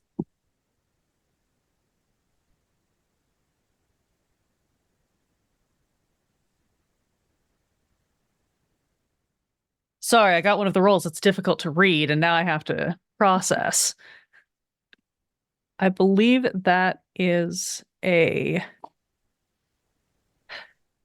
a 10 on my percentile and a 0 on my D10. And I never remember if that reads as the 10 or the 100. So you get a 10 on... 10 on the percentile, 0 on the single digit. I believe yeah, I think that's 100, isn't it? I do believe. So that's a roll of 100. Okay. Not expected. Okay. Look, I've been rolling bad all night. We should have expected this. All right. That was unexpected for that spot. Okay. So you start to pull on the handles, and the doors just don't seem to want to open, and you give it a couple of really good yanks, and the door handles come off in your hand, cutting your hand. So you are going to pretty bad cut on a couple of your fingers on your left hand, and you're going to take 2 points of damage. And you are going to need to take care of that, address that pretty soon. I think just immediately starts swearing in German and walks away from the door, starts flipping open drawers looking for like linens that she can use to staunch the bleeding. Very unfazed, but very frustrated. You find some kitchen towels. Most are dirty, but you managed to find a clean one while you are dripping blood from your hands. One of your fingers is cut almost to the bone. It was a very bad cut. If you'll forgive me, Professor, I'm going to step into the other room and grab some brandy from the bar, since I don't expect there to be. Yes. I'm going to step out into the other room and deal with that a little bit. All right. So we're going to pause there for you guys, and we are going to move to Jacob and Skip.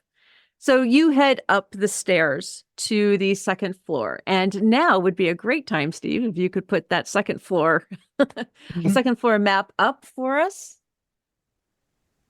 Go, and I will There we drop a go. copy into chat. So you come up. Yep. So you hit the top of the landing. There is a long hallway. Immediately ahead of you, you see 2 doors that are closed. And going down the long hallway to the right, you see 2 more doors. Looks like 2 different rooms.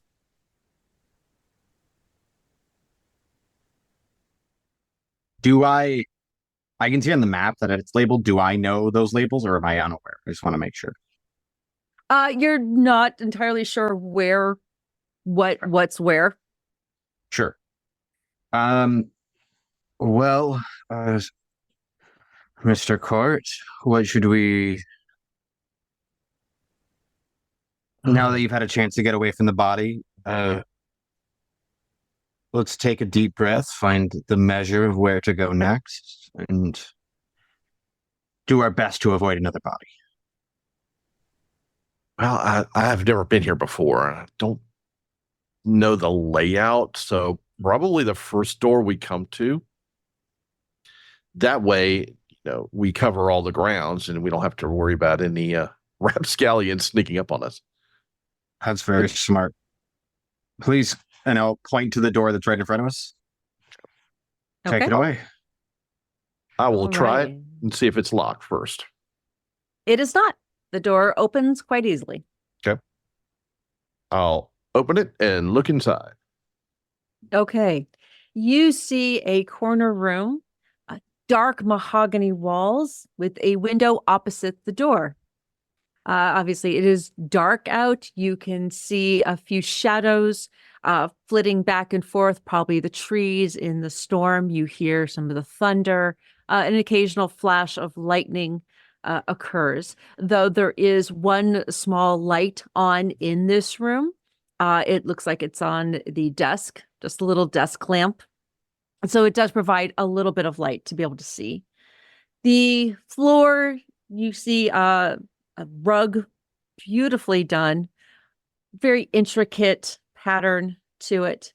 The walls are dotted with 2 oil paintings, on one on either side, almost like they're facing each other. On the left side, you see a painting of, well, it's of your friend, former friend, Jameson Cartier, and the little plaque down below on the base, susses that out.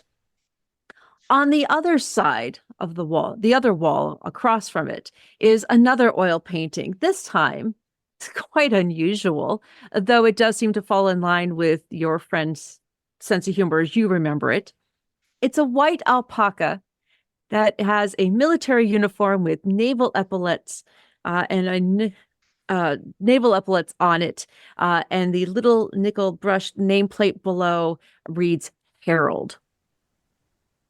You smell the lingering odor of probably what was pipe tobacco, which makes sense. But unfortunately, there also is a other scent that comes from the room, a bit metallic, though you're not entirely sure where that emanates from.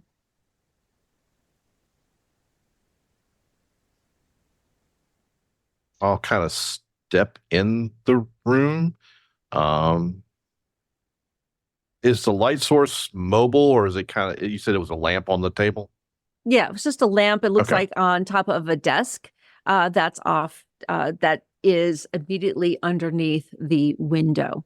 Okay. It's hard to tell. There's a lot of shadow in the room, but it looks like there is a number of things on the desk.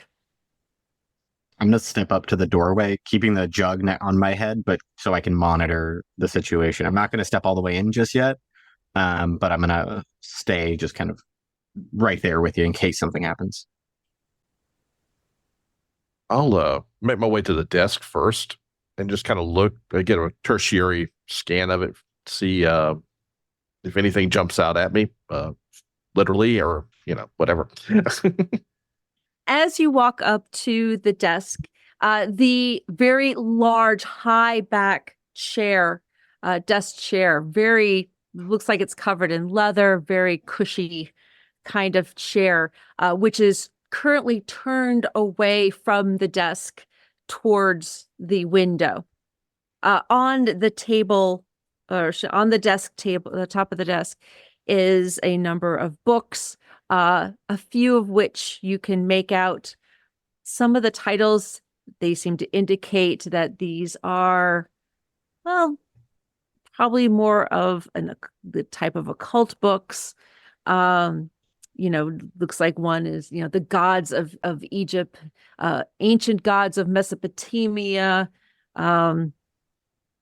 spells and you, and a few others. There are some papers that are kind of scattered with some scratched notes onto it. Might probably take a little bit of reading. Jameson had terrible handwriting. But you do notice that in a small display case, kind of on the edge of the desk, in a glass case, is a small dagger, and the gilded plaque below it is inscribed with the name Keza Mason. Did you find anything? Yeah, there's a couple of books here, like Egyptian and Mesopotamian, and there's this dagger that says Kisa Mason. Have you ever heard of that person? Have I? Can I use like a cult or? Yes, occult or history. I will give you whatever works best. Both of you can make that if you like. I'll take a cult. I'll definitely do a cult then. That is a 60, so a success under 65. Okay. I blew it. Okay. So it means nothing to you, Skip. Mhm. You don't know. Jacob, you know that hearing that name, it rings a bell. Harkening back to your college days when all of you were kind of exploring some of the occult things in the library and coming across a book. You remember that being the name of a witch that was killed at the Salem witch trials back in 1692. Okay. And you know that she was definitely considered to not really be all that all together.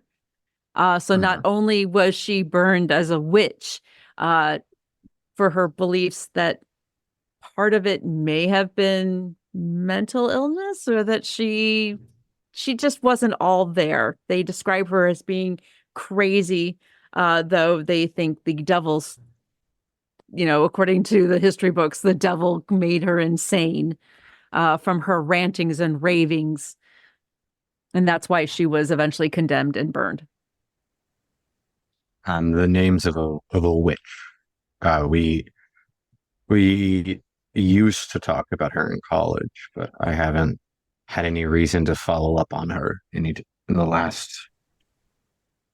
She was just one of the many people killed in the Salem trials.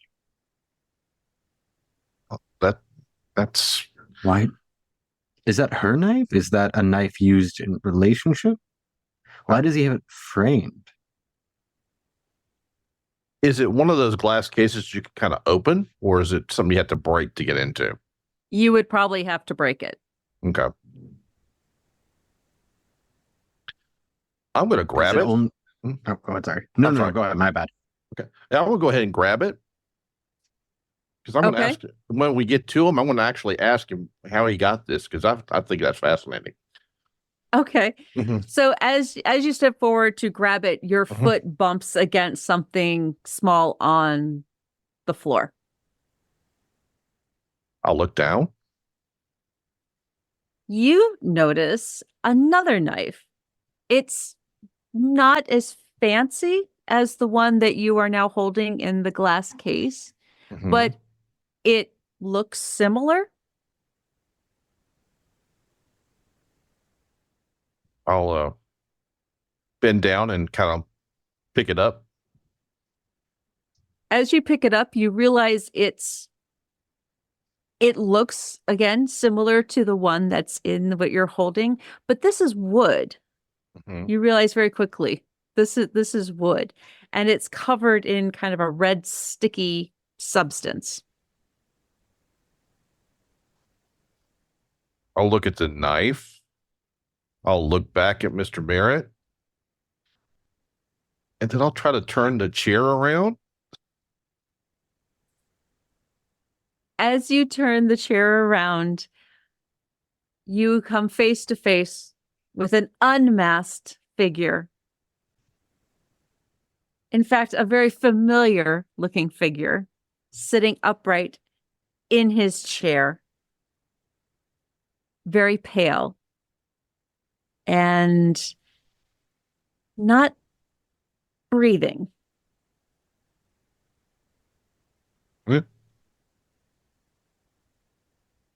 I'll kind of put my hand on him. Are you? No, you're not. Is he? Oh, he's not, is he? No, and I'll kind of back up. And instinctively yell down, "Doctor!" We shouldn't.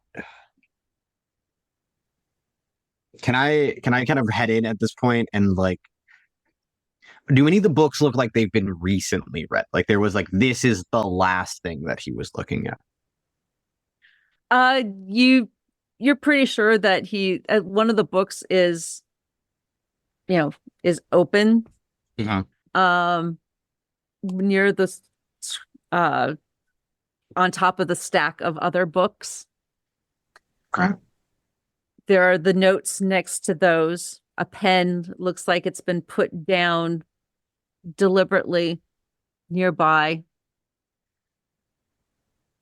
Skip, one of the things you notice as you look over the figure of your friend is that two things you notice. One, you don't see any red spots on his clothing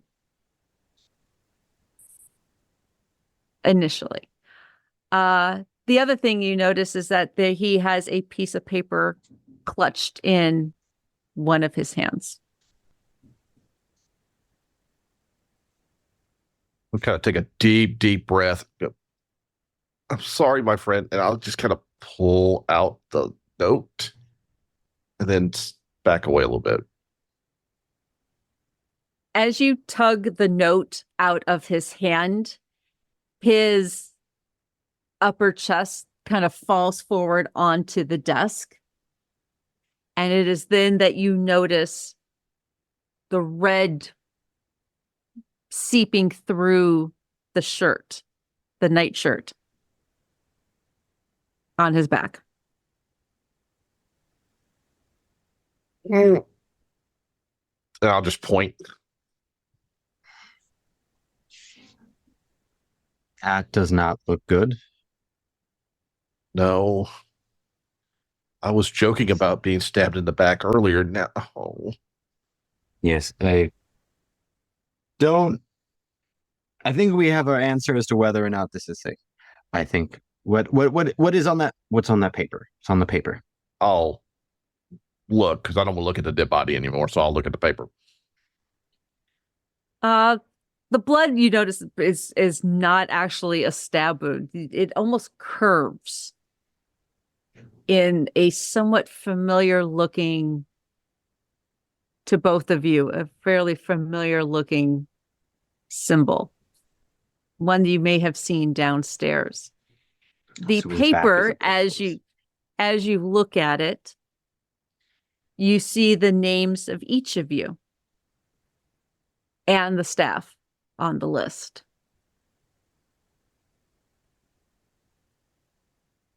As well as a quote at the very bottom of the page. Ours is not to reason why, ours is but to do and die. And you recognize that as Alfred Lord Tennyson. A saying that your friend was very fond of saying when you were together at the college.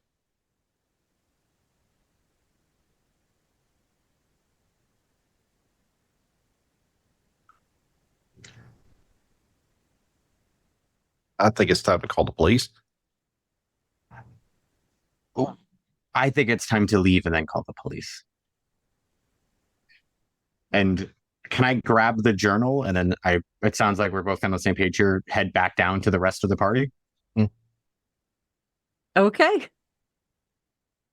As you do so, you gather all the supplies and start to head towards the door. At that point, I'd like both of you to make me listen rolls, please. Oh, that's really good. Yep. Hard success. That is an extreme success. Exactly, extreme success. 11 under 55. Wow, nice. Skip, what was yours again? I'm sorry. No, I got a hard success. Hard success and extreme success. Hell yeah. Okay. Mm. All right. So as you are gathering everything up and begin to step towards the doorway, a massive crack of thunder goes off outside. A blinding streak of lightning flashes through the window.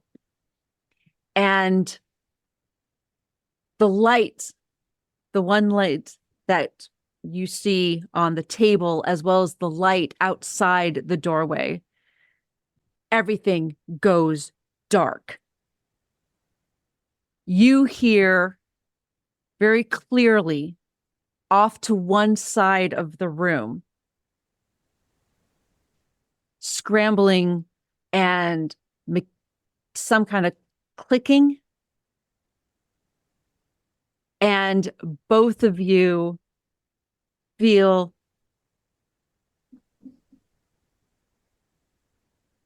something run past you, behind you. As you turn to get some sense of light from the flashing of lightning through the window, you see a shadow quickly move across the field of vision.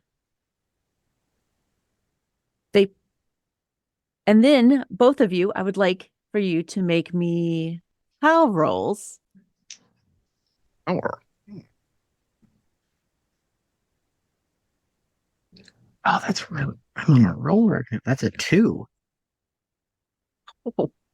I rolled a 40 out of 50. Okay.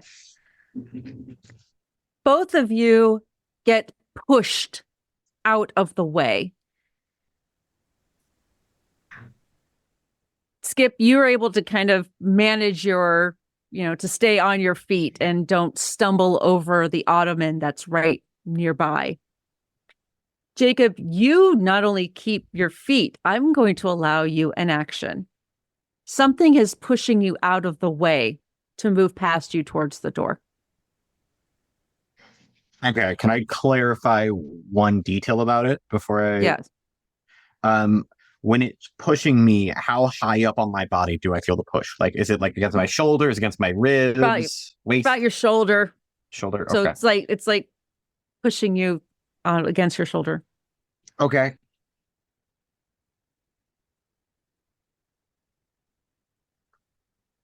I'm gonna ask it if it needs anything.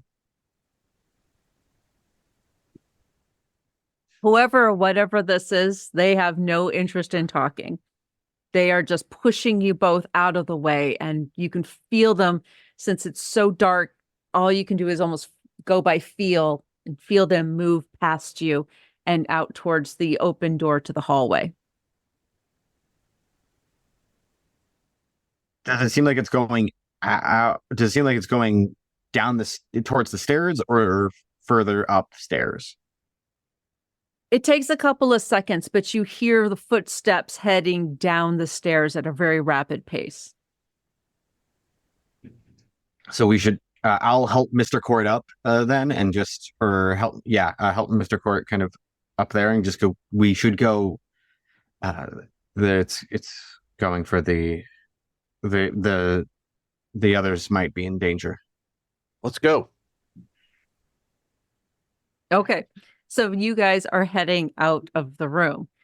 Going back to Dr. Pearl and Professor Plum. Dr. Pearl, you are able to use the brandy in whatever form you may need to, and have accessed your kit that I'm sure you bring with you just about everywhere. You know that you are going to need more than what you've done, but you are able to at least bind the two fingers that are the worst together as tightly as possible to be able to stem any bleeding from them, and at least try to protect them as well. It's taken a little bit of time to kind of put some... you found some wood pieces and bound them pretty tightly. You know you're really going to need a full kit or somebody to probably sew them up, stitches. But, those two fingers are pretty much out of commission, so you are working with what you have left. Your left hand is pretty damaged, but not unsalvageable as long as you get true medical attention soon. As you are finishing that up, while she's doing that, are you doing anything, Steve? I think the professor is following along with the intent of being helpful, but there's also blood, and he's trying not to faint and become another problem. And the doctor knows what to do and seems to be doing it okay. So Well, she's doing the best she can, trying to use one hand to bind her other hand, and is definitely in pain. So any help that you give. As you are finishing up, wrapping up your fingers, and you think you finally have them as secure as you can get them for the moment, the lights go out. Everything goes dark. The loud cracks of thunder seem to burst around the house itself, and the lightning flashes through the windows, providing the only light there is besides what little, not even much in terms of moonlight because of the storm. You start to look around and you hear loud footsteps just booking it down the stairwell. right outside of the room and through the foyer and away from the front of the house towards into the back. Followed very quickly by the talking and the footsteps of your companions coming towards your direction. Mr. Merritt, Mr. Court, what's going on?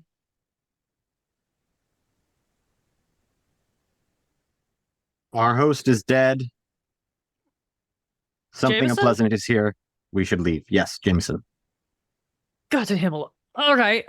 Well, I'm going to be needing some more serious medical attention than I can attend to myself, so I would like to head home post haste. Who would like to take a chair to a window? Have I we hate this not place. tried the door? Oh, well, we can do that too. Marches out and heads for the front door and is going to try the front door. Okay. Done playing. Okay. So the doctor is headed towards the front door. Mr. Merritt, you're going to take a chair to a window? I'm waiting Or are a you gonna second to. follow? I'm following for now, but I'm keeping eyes on any lightweight looking chairs. Okay. Professor Plum, Mr. Court, what are you doing? I was going to try to see if I could see where that person went. Do I see any doors open that weren't open before we were down here? You take a look around. Your eyes are starting to adjust a little bit to the darkness around you. Through some of the windows with the lights kind of flashing in. What you're able to get, you do notice that in the little hallway down at the end of the foyer, you do notice the door at the end of that. There seems to be some light through that door. Primarily when the lightning flashes, you definitely can tell that door is ajar. He went that way through that door. Or she or something, whatever that was. I'm sorry, who? Somebody maybe that he pushed us out of the way when we were up there. It looks like he had been investigating witches. The things that the ones that we had talked about in Jameson did college. always have a strange obsession with witches. I blame it on growing up out here instead of like where I came from, where it's pretty commonplace. Maybe that's where the window goes. Maybe that's what you can see. What window? What are you on about, Mr. Merritt? There was a portcullis. There was the entrance to an ancient castle in a mansion in Massachusetts. Maybe that's the wrong word. It was a window that showed things you cannot see. I don't So a remember wall. exactly. No, you could see. Semantics are not going to help us here. He was trying to see something that he shouldn't see. Did Yep. the door open?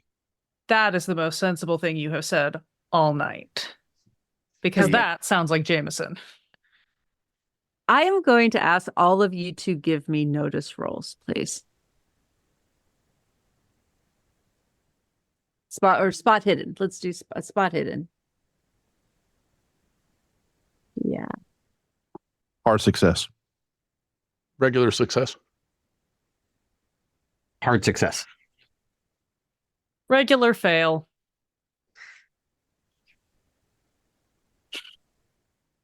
So, Professor Plum, something comes to mind. And you're not sure why you didn't catch this before, probably because in the moment with the doctor bleeding all over the place and the severity of the cut and going, trying to not get all icky about the blood. And the lingering trying to be remains of the headache. helpful. Yeah. and the headache and everything else as all of you are talking around the doorway between the dining room and the foyer. It's like something, a little voice in your mind kind of pops up and goes, hey, you just realized there should be a body on that table behind you. Yeah. And there's not. And what you notice, and those of you with the harder successes, as the light flashes from the windows and seems to light up the room for just a moment, Professor, you notice that there is a trail of red that seems to right under your feet from the dining room along the floor, leading to under the stairs. And that is when you notice, and those of you with who got hard success or better will notice that after the most recent flash of lightning, that there is some source of ambient light, just faint, that seems to help. That this is, that's why you're able to kind of see as well as you can. It's not 100% dark. And you realize that the door to the basement under the stairs is now ajar. It doesn't open towards you. It opens kind of away from you, which is why you didn't quite notice it initially. Professor, you see the red-brown streak on the floor leading towards that little bit of ambient light.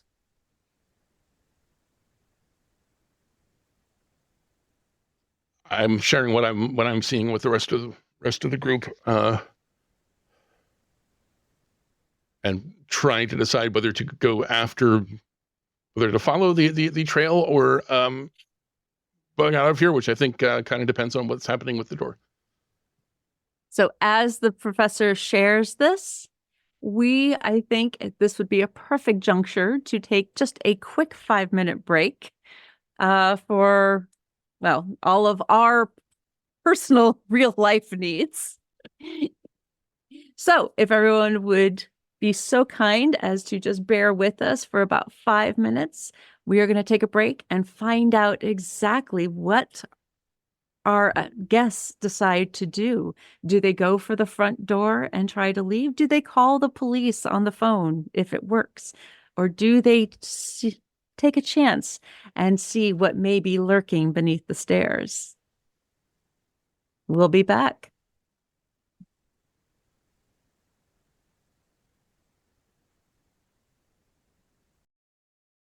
Welcome back, everyone. Is there a phone on the table in the foyer? There is a phone on the table on the other side of the foyer along the wall towards the ballroom.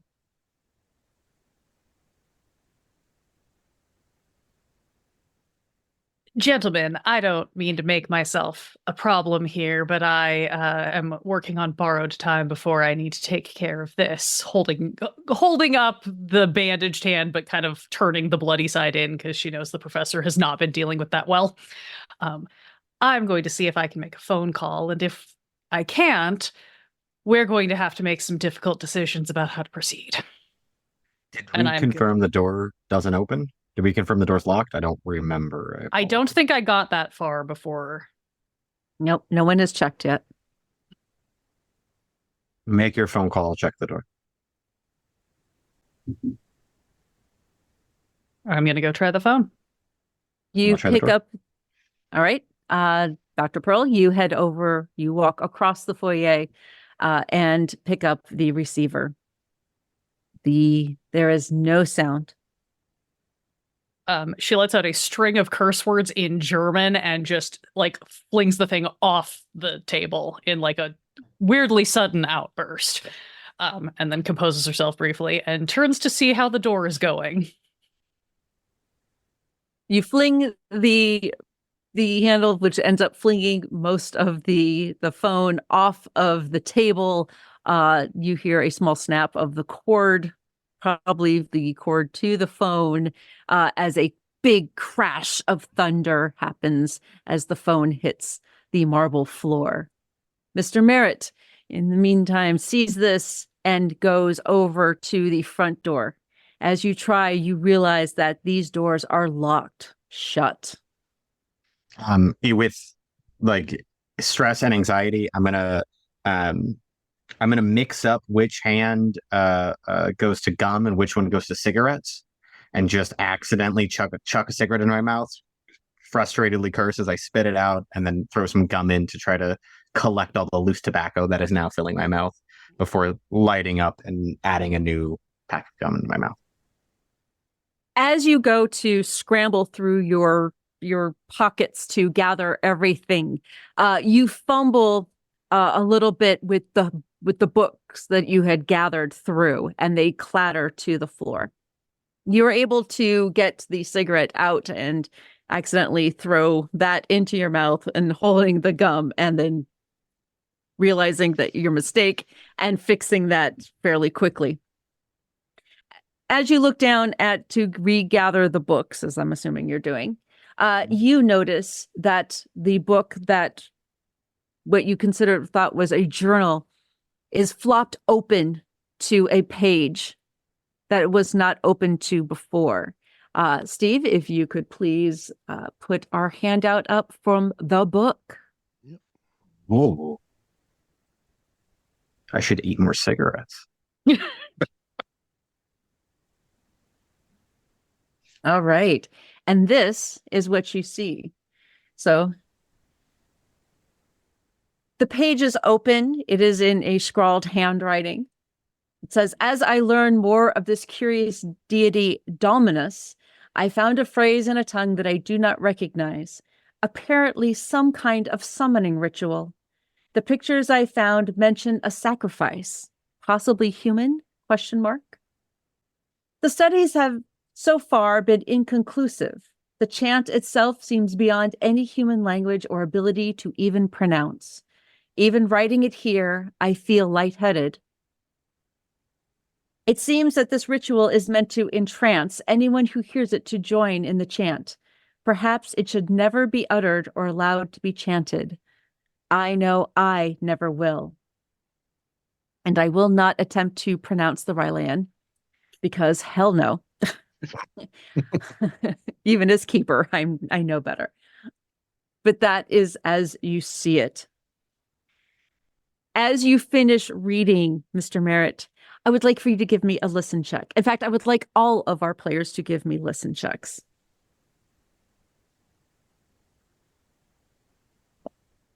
Regular success, 45 under 55.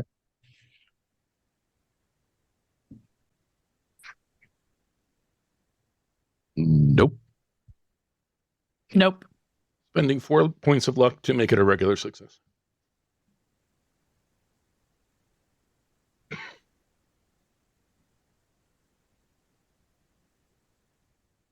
All right. For those who failed, you're not going to hear this. For those who succeed, you are going to start hearing very low and fairly quietly voice from down through the door to the downstairs. Jacob, you specifically, 2 things are going to happen. One, you start to hear this chant, and it burrows into your mind. Please roll me sand. Yeah. There goes my luck. That is a 100. Okay. And please roll me intelligence. Mm-hmm. That's a 19, which would be that is a hard success. Okay. The voice you hear chanting begins to get louder and louder. It echoes in the deep recesses of your mind, bringing to your inner workings, images of flames and horrors beyond describing. The fear, the terror, the dread, and the helplessness that you felt in the ballroom return and seem to seep through your body from your chest outward. Your body begins to feel heavy. And the chanting over all of the imagery that goes through your mind. You sense more than hear screams, but through it all is woven, almost like a melody, the chant that you hear from the basement. And you hear beyond that a voice, smooth and horrific. Submit to me. And it submit to me. It almost pulses in its frequency as it starts soft and gets louder in your mind. You feel compelled to turn and go down to the basement. You want to be part of this. For the rest of you, you notice Mr. Merritt seem to freeze in place as he reaches for this book. And he pauses and he pauses. And then he stands up, straights up, turns, and walks towards the door to the basement. Question: having foolishly spent some luck to pass that one, am I compelled as well? You hear the chanting. Those of you who succeeded on the listen roll do hear voices from below that sound fairly rhythmic, but you're not feeling any kind of, any real compulsion. Okay. Not yet. Mr. Bear, where are you going? He does not respond. Jacob, all you have, your entire world is what's going on. That voice that pulses, submit to me. Submit to me.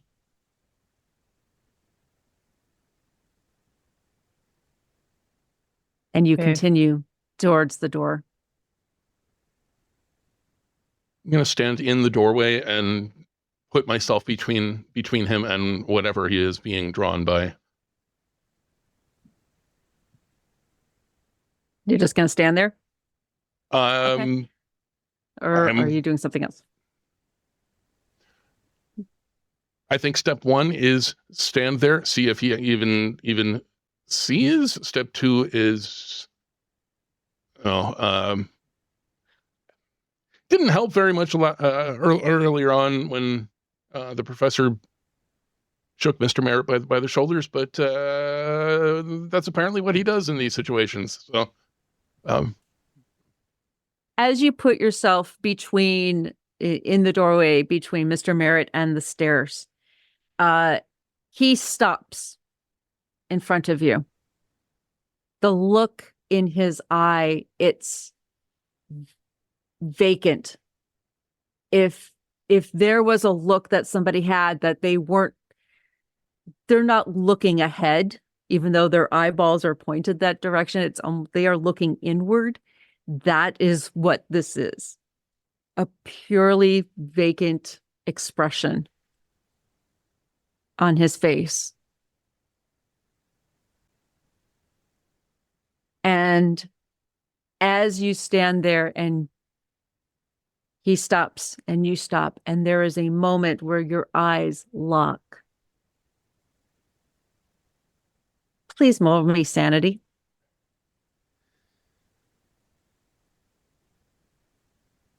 That's a 99 over 45.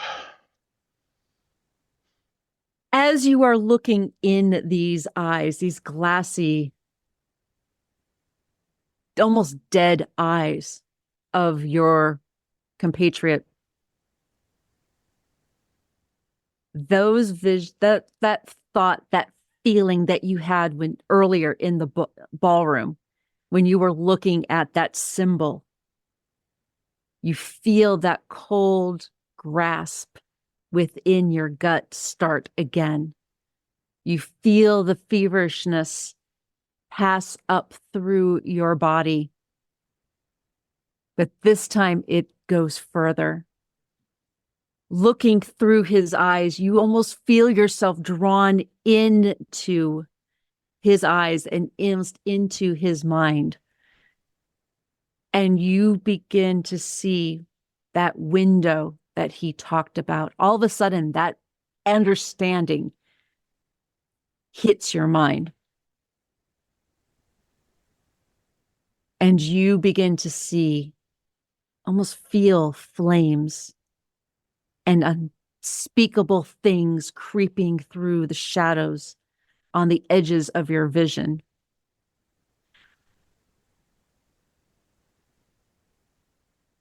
Please take 3 points of sanity loss.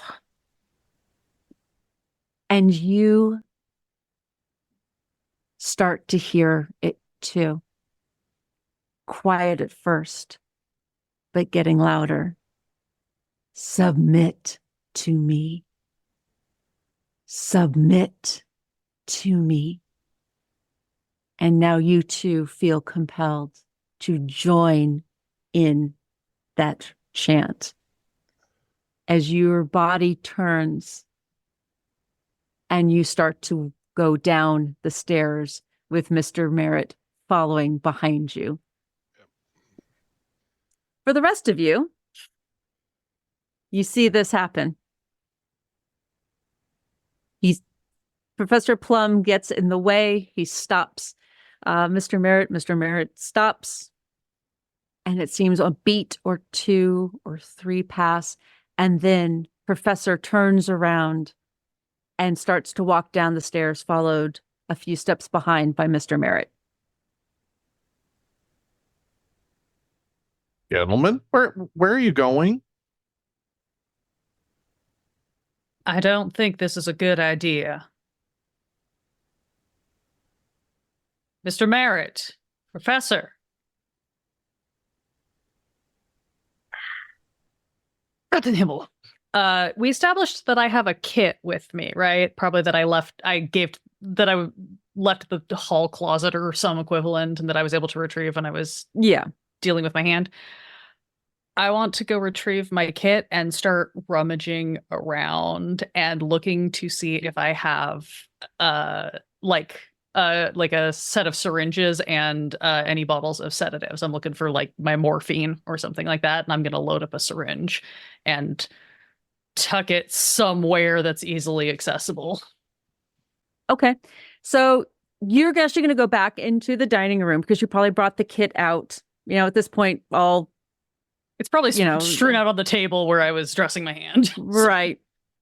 And as you pick it up and you gather it up and you close it and you start to turn, that little voice picks up in your head and you realize it's like there should be a body here.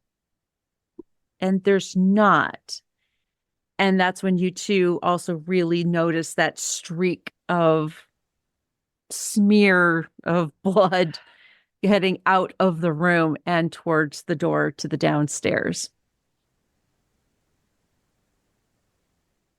Mr. Court? Doctor? When you said our host was dead, did you not? Yeah. Dead. Was he wearing his mask? No. But now that So that means it wasn't part of the game.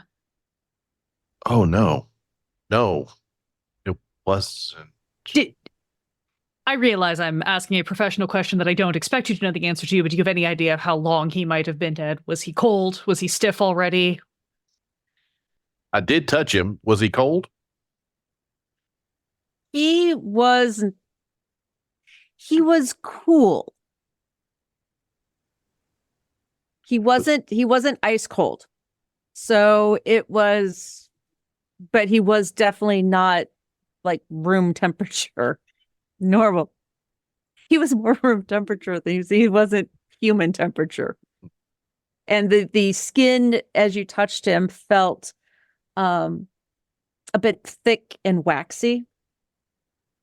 A little bit. It wasn't quite, and he was very pale. Very pale, cold. Skin felt almost waxy, candle wax, kind of. All right. Yeah. Ew. Yes. Thank you, Mr. Court. I believe something else is going on here, and I, for one, don't have any interest in sticking around long enough to become part of it. I would greatly like to retrieve our party mates, but I'm not sure what this means as I point to, like, the blood trail. Does it, when I look at it, does it follow like right to where they're going downstairs? Yep.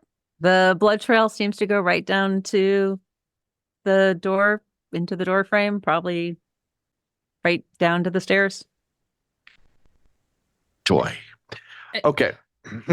And this thing, you said there was something that pushed past you upstairs, or someone.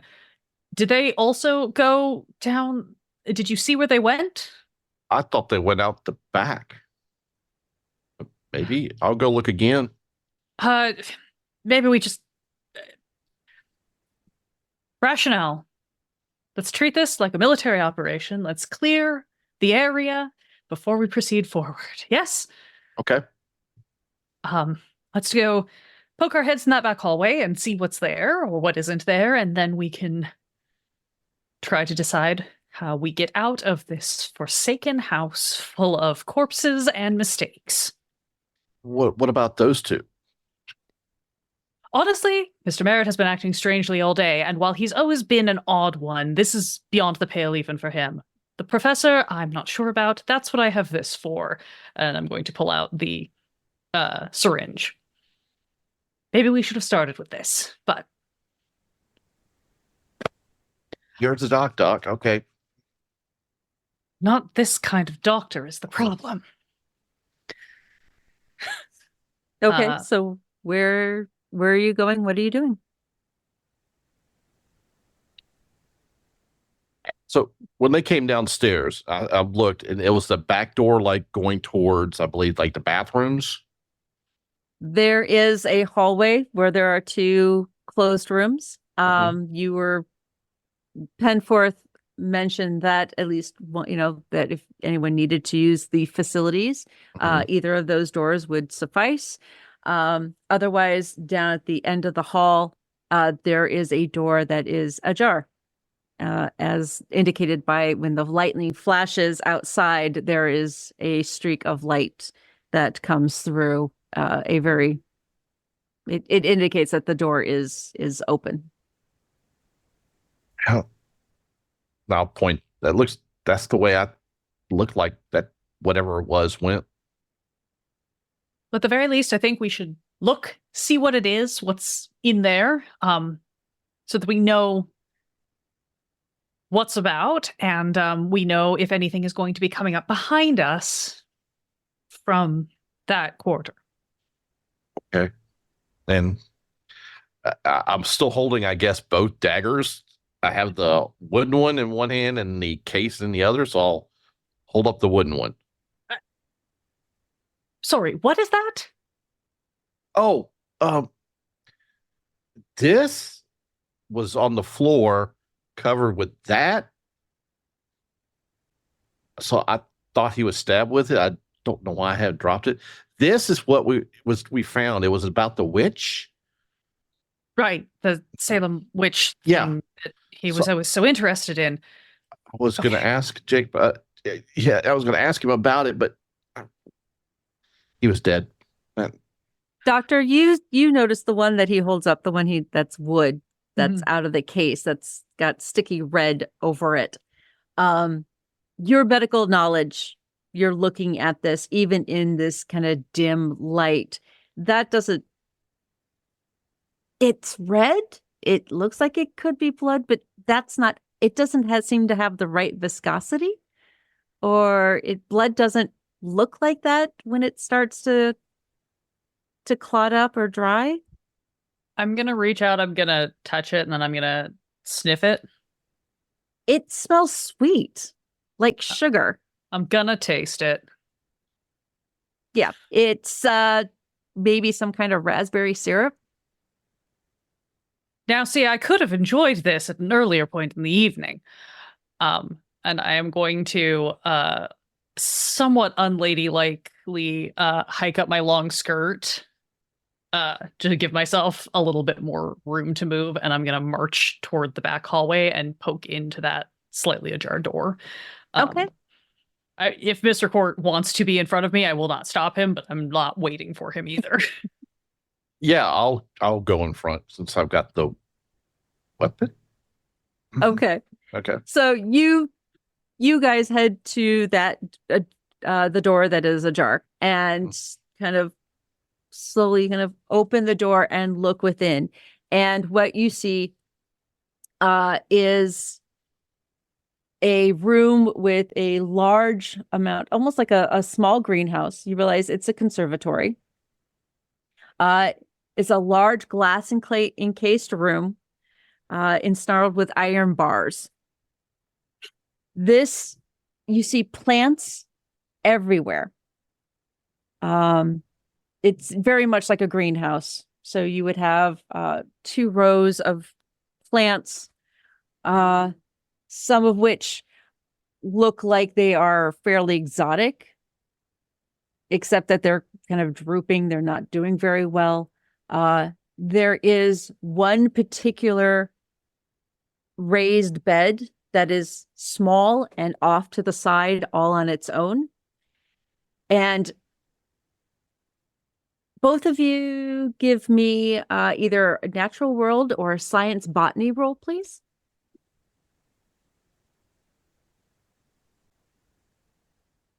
I'm going to spend 10 luck points and make my botany a hard success. Okay. Regular fail on a natural world. Okay. This was not the science I studied. Not the science you studied. Skip, you look at this particular plant because it draws your eye because of its coloring. Mottled green and yellow leaves, purple bell-shaped flowers, and black berries. And you recognize this. You've come across this in some of your crime diving novels. You happen to study up at one particular point. You actually and the good doctor got to talking back and forth at some point about poisons. And you recognize this before she does as Atropa belladonna. This is a deadly nightshade, which it can be very toxic, inducing effects of delirium and dizziness, nausea, and in sufficient enough doses, death. Doctor, that's nightshade. Don't you recognize it? I must be a little distracted with the pain. Sorry. You're right. Why would Jameson do anything? It's not even worth asking. He does it because he wants to. Delirium. You also notice Poison. splatters of blood over a lot of on the leaves of the plant. Sorry. No. Based on my medical knowledge and my knowledge of pharmacology, would I think that the symptoms of belladonna poisoning might also resemble an allergic reaction? Not necessarily an allergic reaction, but you know that it can, with the ability to, insert sufficient enough doses, would definitely put somebody in a vulnerable state to maybe allow certain nefarious activities to occur. All right, I'm starting to piece together a detective fiction that I don't particularly care for being a part of. Well, Merritt's been drinking a lot of water. And Surely he would have noticed if something was in the water, though. That's fairly difficult to disguise. I'm not sure if the professor drank anything. He may have eaten something. If they laced it somehow, I don't know. But that would explain why they've kind of seen things or... Jacob and Mr. Merritt and I both drank the champagne. Mm-hmm. What did you have? I just had a little bit of gin and tonic, but I didn't even finish it. I took like 2 sips. And I don't think I saw the professor with a drink all evening. So it's either in everything or it's in something else. Was there anything that the 3 of you all had before we went into the ballroom that I didn't have? Not that I could think of. Curious. And as you kind of start piecing all of this together, 2 screams ring out from below. You recognize that these screams are probably from your compatriots. Oh, I don't like that. Either. We got to go get them. You don't, aside from those, you don't happen to have a gun on you or something convenient like that? No, I didn't even bring my tennis racket. Well, as Mr. Cartier would say, ours is not to reason why, yes? Yeah. I think there's a couple of knives on the tape. I'm going to fish around in my bag and pull out my scalpel. I'm better with finesse work. Understand. Both of you start hearing chanting now coming through. It is now multiple voices that you are hearing, and it is getting very loud. At least it must be very loud down below for you to be able to hear it this far back. As we sort of, I think, are probably slowly making our way toward the basement door somewhat reluctantly. Mr. Court, Mr. Merritt was looking at some sort of books or something right before he did his little thing again. Do you happen to know what he was reading? There were books on like Egypt and Mesopotamia, I think. I don't know. And he thought that was a journal that he grabbed and was going to look at it later. Journals, witches, ancient cultures. What was Mr. Cartier doing? You haven't seen any of the other servants around recently, have you? Now that you mention it, no. We tried to look for the cook in the kitchen, but we never saw them, and they had gone in. There's no way out of the kitchen other than through the dining room. unless there is. I hurt my hand quite badly before we were able to finish checking. Mm-hmm. Do you I haven't want seen Penforth, and I'm a little surprised, honestly, that maid hasn't come through to tidy up after us, and motion again to the bloodstain on the Mhm. floor. maybe they're downstairs already? Hopefully providing emergency medical procedures. Right.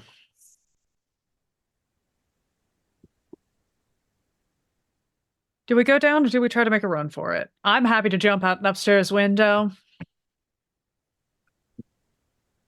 We can at least go look, and if they're too far gone or they're partying too much or there's blood, we're out. Agreed.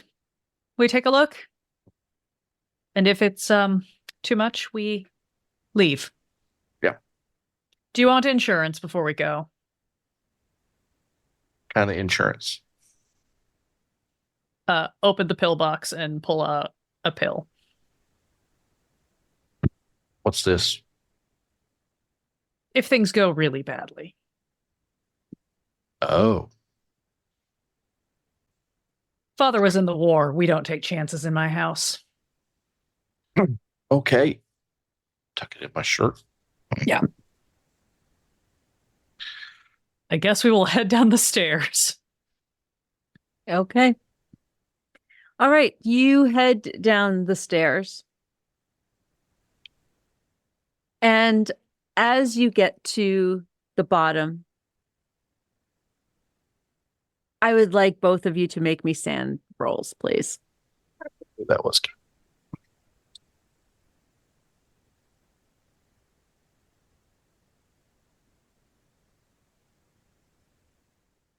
hard success.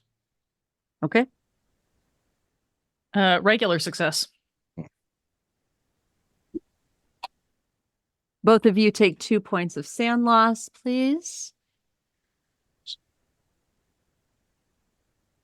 Steve and Jacob, as you come down to the base of the stairs, the chant of "submit to me" is all your mind has. Everything else has been chased away by the thundering voice. Both of you reach to the bottom of the stairs, and the firelight that you see from a multitude of candles in the space doesn't even seem to register. I am going to give both of you one chance. So if both of you please make me, let's do a no roll. Let's see if your mind can kind of kick in. Okay. Logical side. So a no roll. So That an is int. a 58 under 65. So it's a regular success. Do And I don't. And a 54 under 80. I have plenty of luck, so I will go ahead and spend 14 to make it hard. Okay. Screw it, I'm gonna join you right up there. I'm gonna go for it and let's spend like about the same amount to get up there. So we're both at hard because I don't want my little smoker to die. Okay.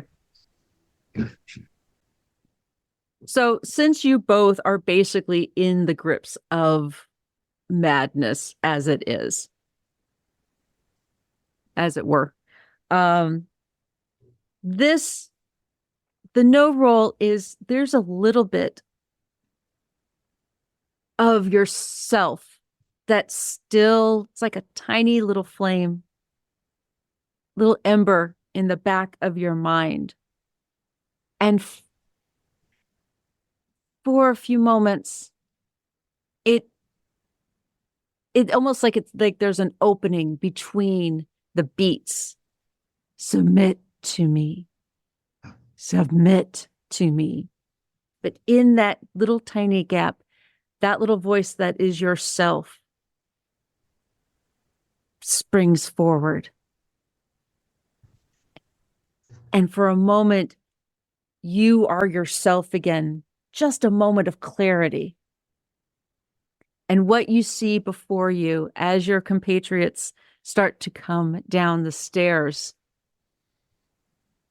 So all of you are now seeing this, is a masked figure, arms outstretched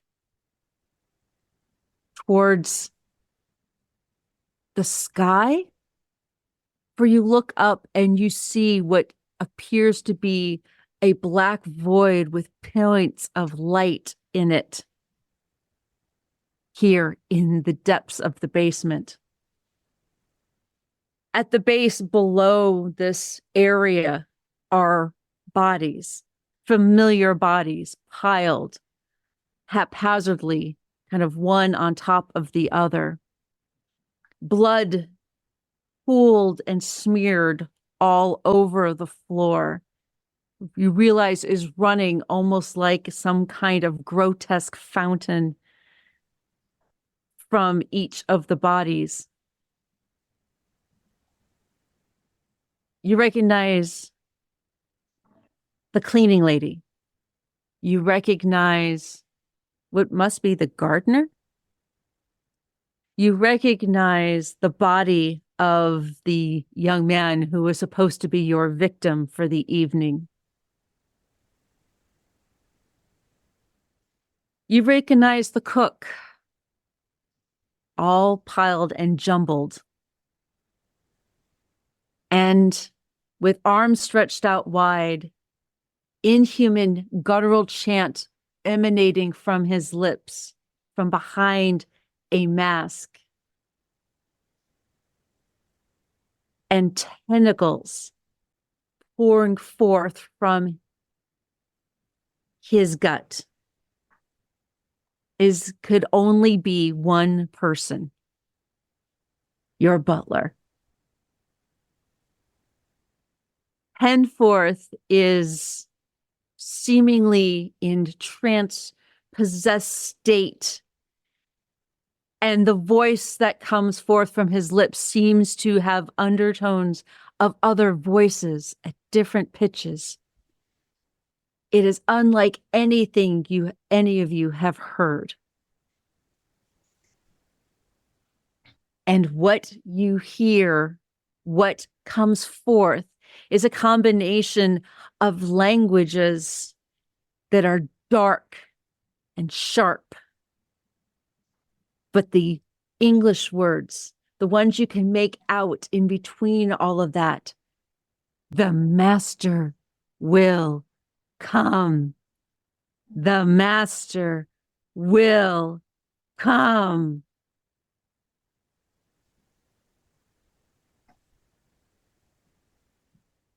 Doctor and Mr. Court, you see your companions there. For a moment, you think you see them blink, and then they seem to go back into a trance-like state.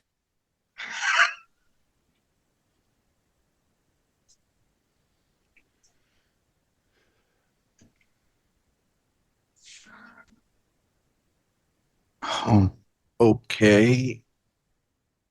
Wasn't expecting that. Can you get those two out of here?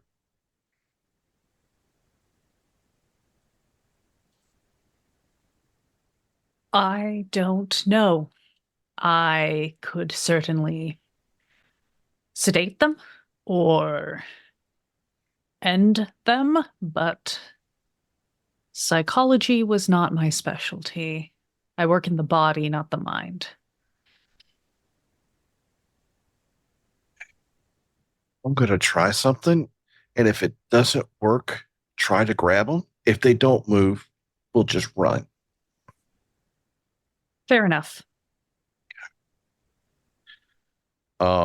Keeper, Yes. I'm going to utilize my throw skill. I'm going to take the wooden dagger that I have, and I'm going to try to chuck it at the butler's throat Okay. to try to stop the chanting. Okay. So you are kind of behind and off to the side of him. Mm-hmm. Are you going to do it from your position, or are you going to try to move to a more advantageous position? I'm going to need all the help I get, so I'm going to move to an advantage location, but still one that I can exit stage left if I need to. Okay. So you start to move over. Right now, let's see. I'm gonna take it. Let's see. See.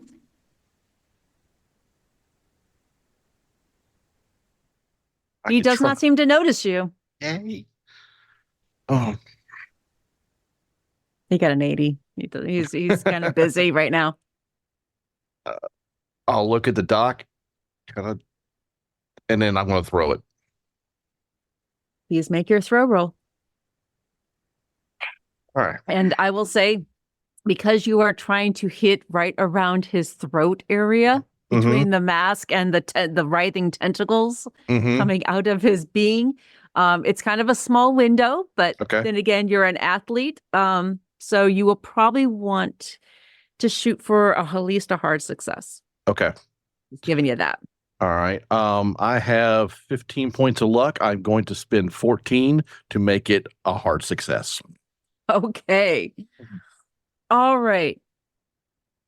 So you chuck the wooden dagger to hit him right about the throat. So you do.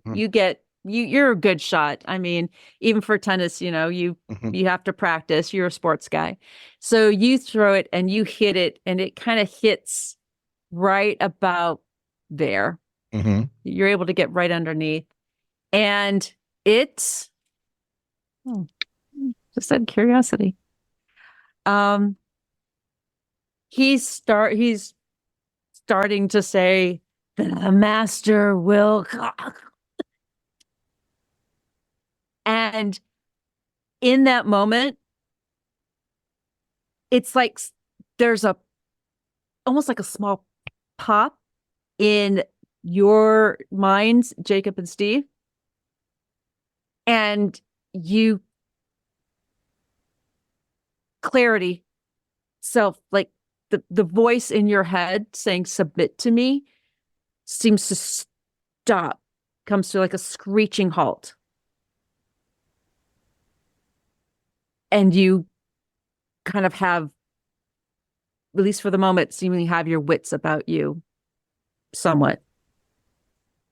You notice when you look over, you see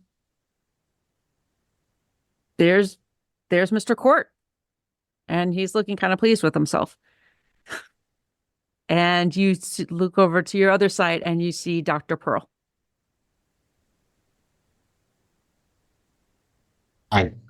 I'm gonna. So I have the ability to move at this point.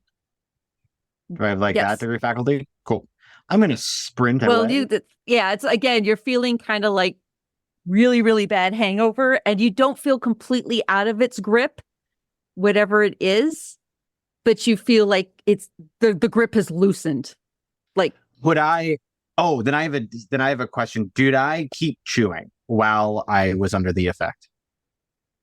You didn't, but the moment the grip seems to kind of loosen up, kind of surprised, like your jaw just automatically starts to chew again. The gum's still there is really what I'm getting at. Yeah, the gum's still in your mouth. Okay. Can I plug my ears with it?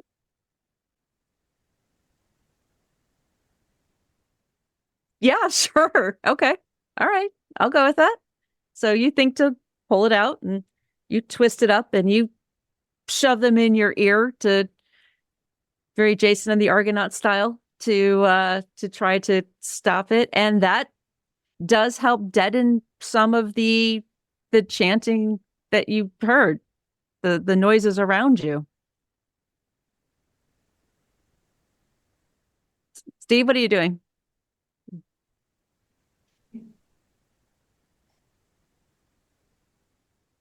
You see a pile of bodies with a bunch of blood everywhere. You see what seems to be your butler, or former butler. You're not sure what he is now, with these writhing tentacles coming out from his body, whipping around, and is as he's kind of one hand's kind of up to his neck. And you notice Mr. Court nearby. This is probably not going to go well because it is not a skill that I have any extra points in, but the professor is going to charge forward and see if what additional damage he can do. Presumably starting with the wooden dagger that's presumably still there. Well, the dagger, basically, I think when you threw it, you were throwing it kind of like a baseball kind of style. Yeah, sort of like that, or like to the side. So, so because the wooden dagger, what had happened is when you threw it, it hit him kind of in the windpipe. But the blade, it retracted, and you realize it was probably a prop blade that was supposed to be used. So the dagger then just drop down to the ground, but you threw it with enough force that it really not only hit home, but it hit a very sensitive spot on the windpipe. So it caused that moment. So there's no dagger or anything like sticking out of his neck. All right. So, it doesn't to clarify, look like it like the butler reacted to like the touch of wood, like silver. Not that you can tell, but it's like he got hit pretty hard in the windpipe, and he's trying to recover from that. So he's not able to chant. All right, so he's kind of coughing and trying to clear it. And so ignore the part about the knife, but still attack, and I guess trying to strangle. So you're going to basically charge up and try to grapple and strangle him from the side. Okay. Give me a power roll. See what you got. Oh, okay. Yeah, because that would be brawl. Okay, so sorry, was that a POW or was that a brawl?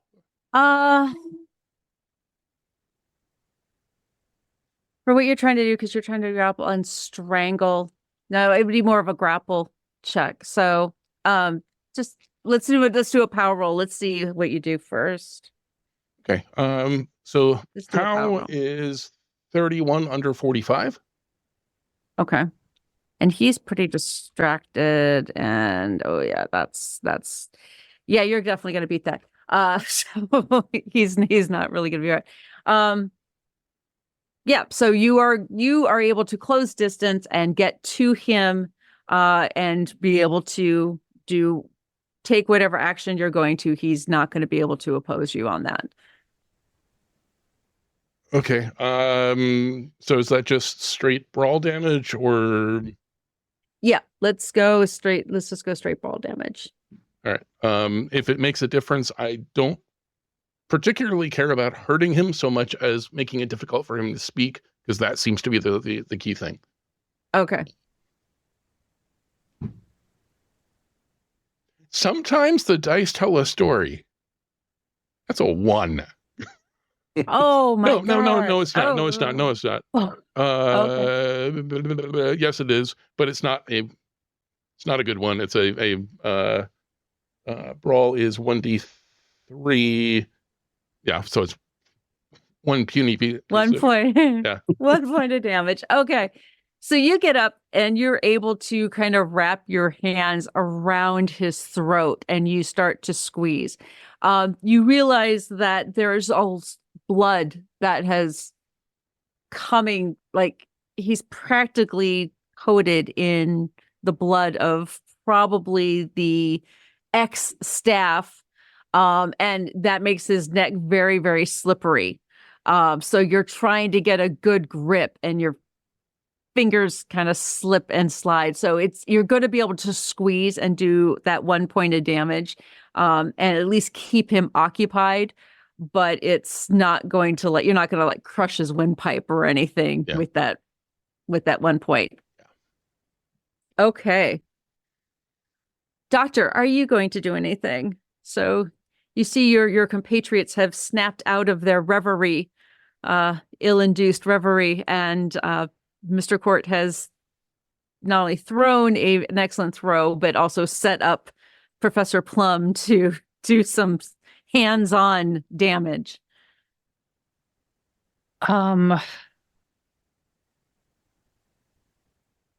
Yeah, also wildly ill-advised. I think I think because I'm the furthest back because I was behind Mr. Court. Once Mr. Court moved into position to throw the knife.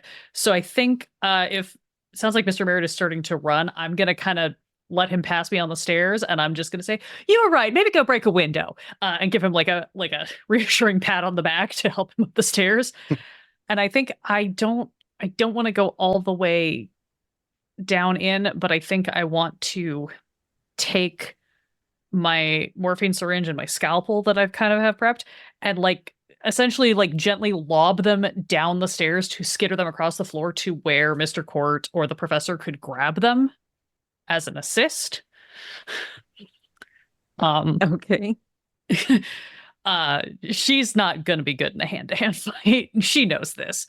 And then she's just going to look at Mr. Court and say, maybe grab the professor and we'll all meet upstairs. And then we'll follow after Mr. Merritt to go try to throw a chair through a window or something. Okay. So Jacob, you're being moved. So I'm moving with gum in my ears. I'm happy to make my way up. Yeah, if you're not trying to leave, then I will just go without you. But it seemed like you were trying to go up the stairs, and so Yeah. Those were the two things I wanted to do: was gum in my ears and go up the stairs. Okay, so you two are thing. headed in that direction. So when we come back, Skip, what are you doing? The professor now has his hands around Penforth's neck and is trying to do some squeezing. Not very well. If I saw the doctor slide the stuff, I will grab both the scalpel and the needle, and I want to try to inject him with the needle first, pumping it all in. And I'm going to guess that was morphine in that syringe. The idea is that the syringe is a full syringe of morphine, and the capsule that I gave him is a cyanide capsule. Mm-hmm. Damaging stuff. Okay. So basically, well, he's not going anywhere. He's not going to try to dodge anything. He's got hands wrapped around his throat. And the tentacles are whipping around wildly.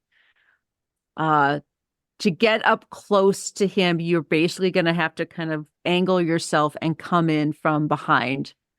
Okay. So probably right around the professor.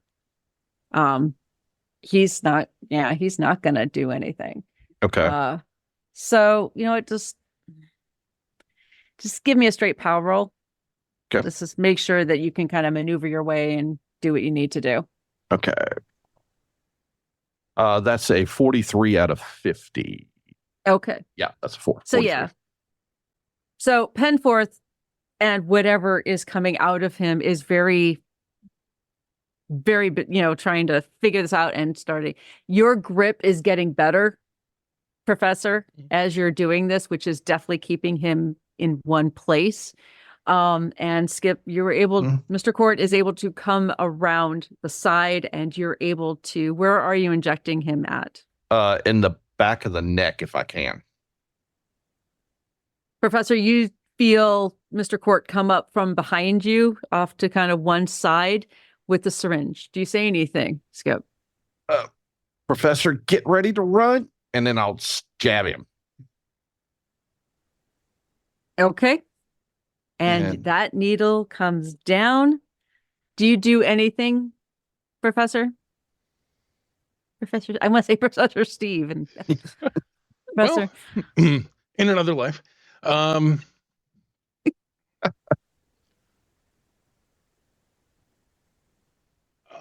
Skip says, Mr. Court says, prepare and get ready to run. And yeah, I'm ready to run, but in the moment, I think I'm just basically trying to hold the butler's head.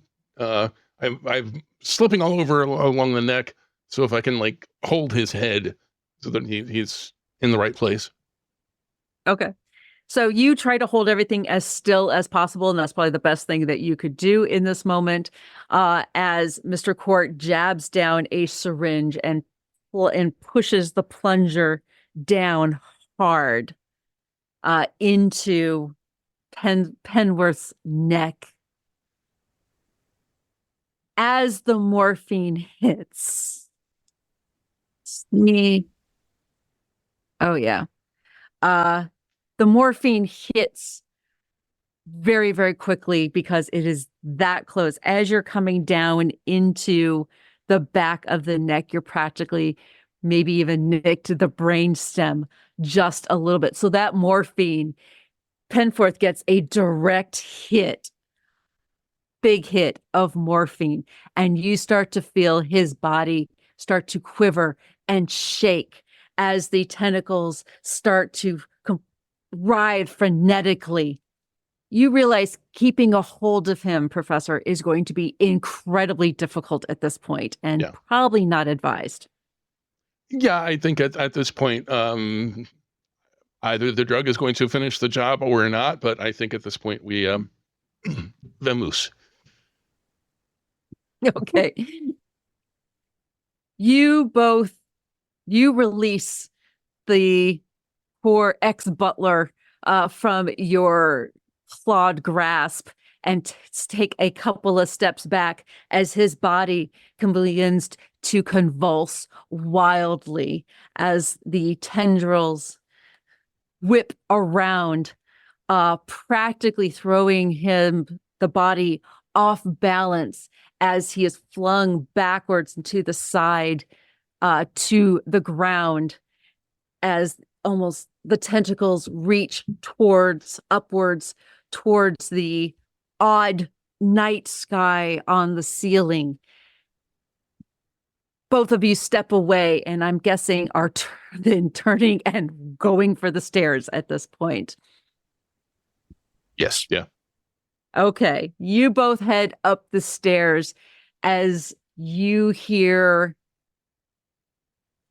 squelching and the crack of probably what are bones, as you're not sure what's happening to that body, but whatever it is not good. And both of you head up the stairs very quickly. Dr. Pearl, Mr. Merritt are there at the top of the stairs waiting for you. What do you do? Gonna follow through on what Dr. Pearl said, but we've said. I'm gonna grab a chair and chuck it through a window. Okay. You go into, like, you're going to go into the ballroom and grab one of the chairs there. You're going to go in the dining room. Where would you like to go? Oh, so in the room that we're in, are there any, I guess I'll take a any small piece of furniture. So if there's like a small little like side the phone table or something. Yeah, anything like that might be in this main space, I'm happy to use that in place and just grab a chair is the dream. But I will settle for side table if there's a side table in this room. I'd rather not go through any door if I don't have to. Okay. So you pick up one of the smaller side tables, where the phone was sitting There's a separate little side table below that had a vase with some flowers in it. The base, you realize, is made of probably some kind of iron or some type of metal, and the top portion is made of marble. So you know that there's some weight to this, but it's still small enough that you can pick it up. Dr. Pearl then looks over and indicates to the back from the foyer back into the conservatory that is full of windows and is probably your easiest bet to get a good break for. And as you pick up the table and she indicates towards the conservatory, your two compatriots emerge from the basement below to the sounds of sickening squelches and pops and breaking of bones as something is going on downstairs and you probably don't want to know what. Would you allow me to have a pack of matches? Absolutely. Why not? Okay. Going to make a quick detour, assuming that we've broken the window in the conservatory, so we have a way out. If the rest Sounds of your like that was party what happening, but- decides wants to go to that route, As long as the iron gating that was described on the windows in the conservatory isn't going to prevent us from getting through the windows after they are broken, then I think that is where I will direct Mr. Merritt. Yes. the way the iron, there are some iron bars on most of the windows, but there is a portion on a couple of the panes that have that you can open. Okay. So we can get a big enough opening to get ourselves out. Right. So okay. you know that if you kind of break through that, you should be able to shimmy up and out of the area, pop out the screen and kind of get the hell out of Dodge. Perfect. Let's do that. Great. Okay. In which case, I'm going to duck back for just a moment, back to the dining room, grab a couple of bottles from the bar that we started with, and chuck a Molotov down the basement stairs. Get the gin. I think it's from the bathtub. Okay. So a couple of Molotov cocktails later, as you finish throwing the last of the few bottles in, things seem to ignite fairly easily, much more easily than you would normally expect. What's down there, or what you pretty sure was down there to ignite. And the flames seem to start making their way up from the highly lacquered wood stairs. Thank you to the cleaning lady. That you can tell this is going to start spreading, and probably spreading fairly quickly. I'm assuming you're not sticking around on the inside to find out. No. I'm following the others. I just wanted to make sure that I wasn't doing that before we had a way out. So you have to each of you have to kind of get a little bit of a boost to get up out of this, the upper part of this window area. But all four of you are finally able to make it up and out into the stormy night. And as you emerge from the house through the glass, you start to see the interior of the foyer start to flame up. Again, so many layers of cleaning product, and on this wood is starting to take on a very light crackling form of its own as you run around the side of the house. You finally come around out through some of the bushes and the outdoor gardens to where at least one car sits. As you scramble through and look inside the car, you do see a set of keys sitting on a small tray in one of the seats. And you begin to see the flickering of flame through the windows on the first floor. I don't suppose any of you gentlemen are particularly adept at driving. I can in a pinch, but I'm not the best at it. I'm not very, very good at it.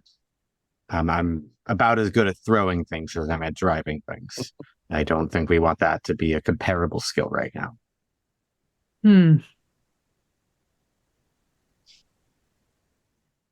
All right. I'm going to pop off my shoes, chuck them in the backseat of the car, and I will climb in the driver's seat if no one else is volunteering. Start getting it revved. I'm gonna get in the back Alright. seat while you're doing that and just look out through the window through the multi windows at this point. Just kind of eyes transfixed on the flame. Professor Plum, Mr. Court, will you be joining the good doctor and Mr. Merritt? I'm already in the front seat. Yep, Okay. I guess I'm in the back. All of you pile into the car. Dr. Pearl, your husband secretly took you My out business partner. secretly took you out driving late on some back roads for a couple of nights, an attempt to try to teach you as he knew he would eventually need to kind of help take over in that respect. So you do have a little bit of skill. It's not quite like riding a bike, but you manage to try to, with some grinding of gears and whatnot, figure out a way to at least get the car to lurch forward enough that it seems to, as the house is up on a bit of a hill, thank goodness, because that allows the car to kind of coast a little bit as you crank the wheel pre-power steering in a direction that it needs to go, and you start to pull away.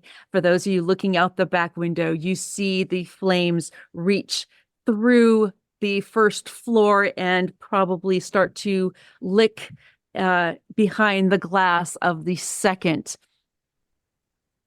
From the glow of the flame,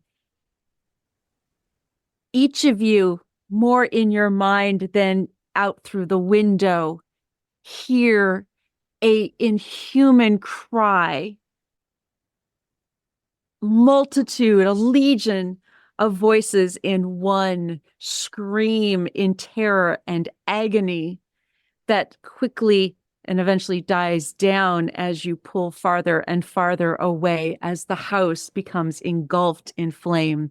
You know that all of that highly lacquered wood and those cleaning products have probably helped to spread this quickly, though even the best and most flammable of cleaning products would not explain the shoot of flame, the gout of flame that goes up for just a moment at the tail end of the scream in your minds. And then it dies down. And the last thing that you see, Mr. Merritt and Professor Plum, as you look out that back window, is you could swear for just an instant that you see the outline of your former friend with his hand raised before the shadow becomes engulfed in flame. And the four of you pull away, forever changed by your experience. But then again, all experiences are just part of the game. And with that, dear friends, dear silent witnesses out, our tale comes to a close. Thank you to all of you for joining us this evening. Thank you to our four intrepid players. And thank you all for allowing me to tell the story. I am your keeper, ValyGirl Heather. Thank you for joining us on Miskatonic Playhouse. Thank you, Steve, Heather. That take was us out. fantastic. Can we go around the horn and let people know where to find you? So I believe we started with Mr. Court. Yes. Hi, I'm Skip. You can find me on Discord at Skip's a Keeper, on Symphony, and like I said, popping up here and there on the Old Ways podcast. So it's been a pleasure to be here tonight. I'm Allandra Hileman, aka Lady Bedivere, on essentially any social platform where you're interested in finding me. You can see me over on Quests and Chaos on the Majestic Goose Network later today, even on the airing date of this, and various other places around the internet. Thank you for having me. This has been great. I'm Jacob Cordas. You can find me on Start Playing. That's where I run all of my games. Far too many games. And hopefully on more places around the internet. And I am ValyGirl Heather Ashcraft. ValyGirl Heather on pretty much almost all the socials. My little company, ValyGirl Designs. You will find me in a number of places, but generally for actual plays, you will find me anywhere from the Old Ways podcast, Symphony Entertainment, here on the Miskatonic Playhouse, and as well as Lightless Beacons coming at the end of October. In person, I will be attending Gamehole Con in Madison, Wisconsin next month. I will be helping to run a few different games. I will also be then heading to Philadelphia in January for the Philadelphia Area Gaming Expo, or PAGE, as a special guest, where I will actually be running from Trollord Games. I'll be running one of my favorite all-time non-Cthulhu systems, Amazing Adventures, and I am writing a specialty for that. Beyond that, well, I'm here, there, and everywhere, and I hope to meet all of you in person. Thank you all again so much for allowing me to pop my online keeper cherry here. It was a lot of fun. And thank you again to Steve for playing double duty, both as player and as production. Truly, I appreciate you. We appreciate you. My name is Steve. You can find me on the socials at Tall Halfling, sometimes Tall Halfling RPG.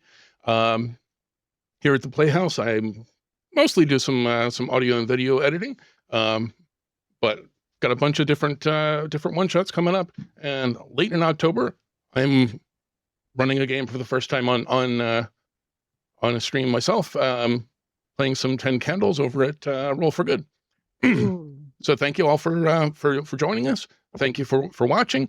And as Hedge might say, please don't set the theater on fire on your way out.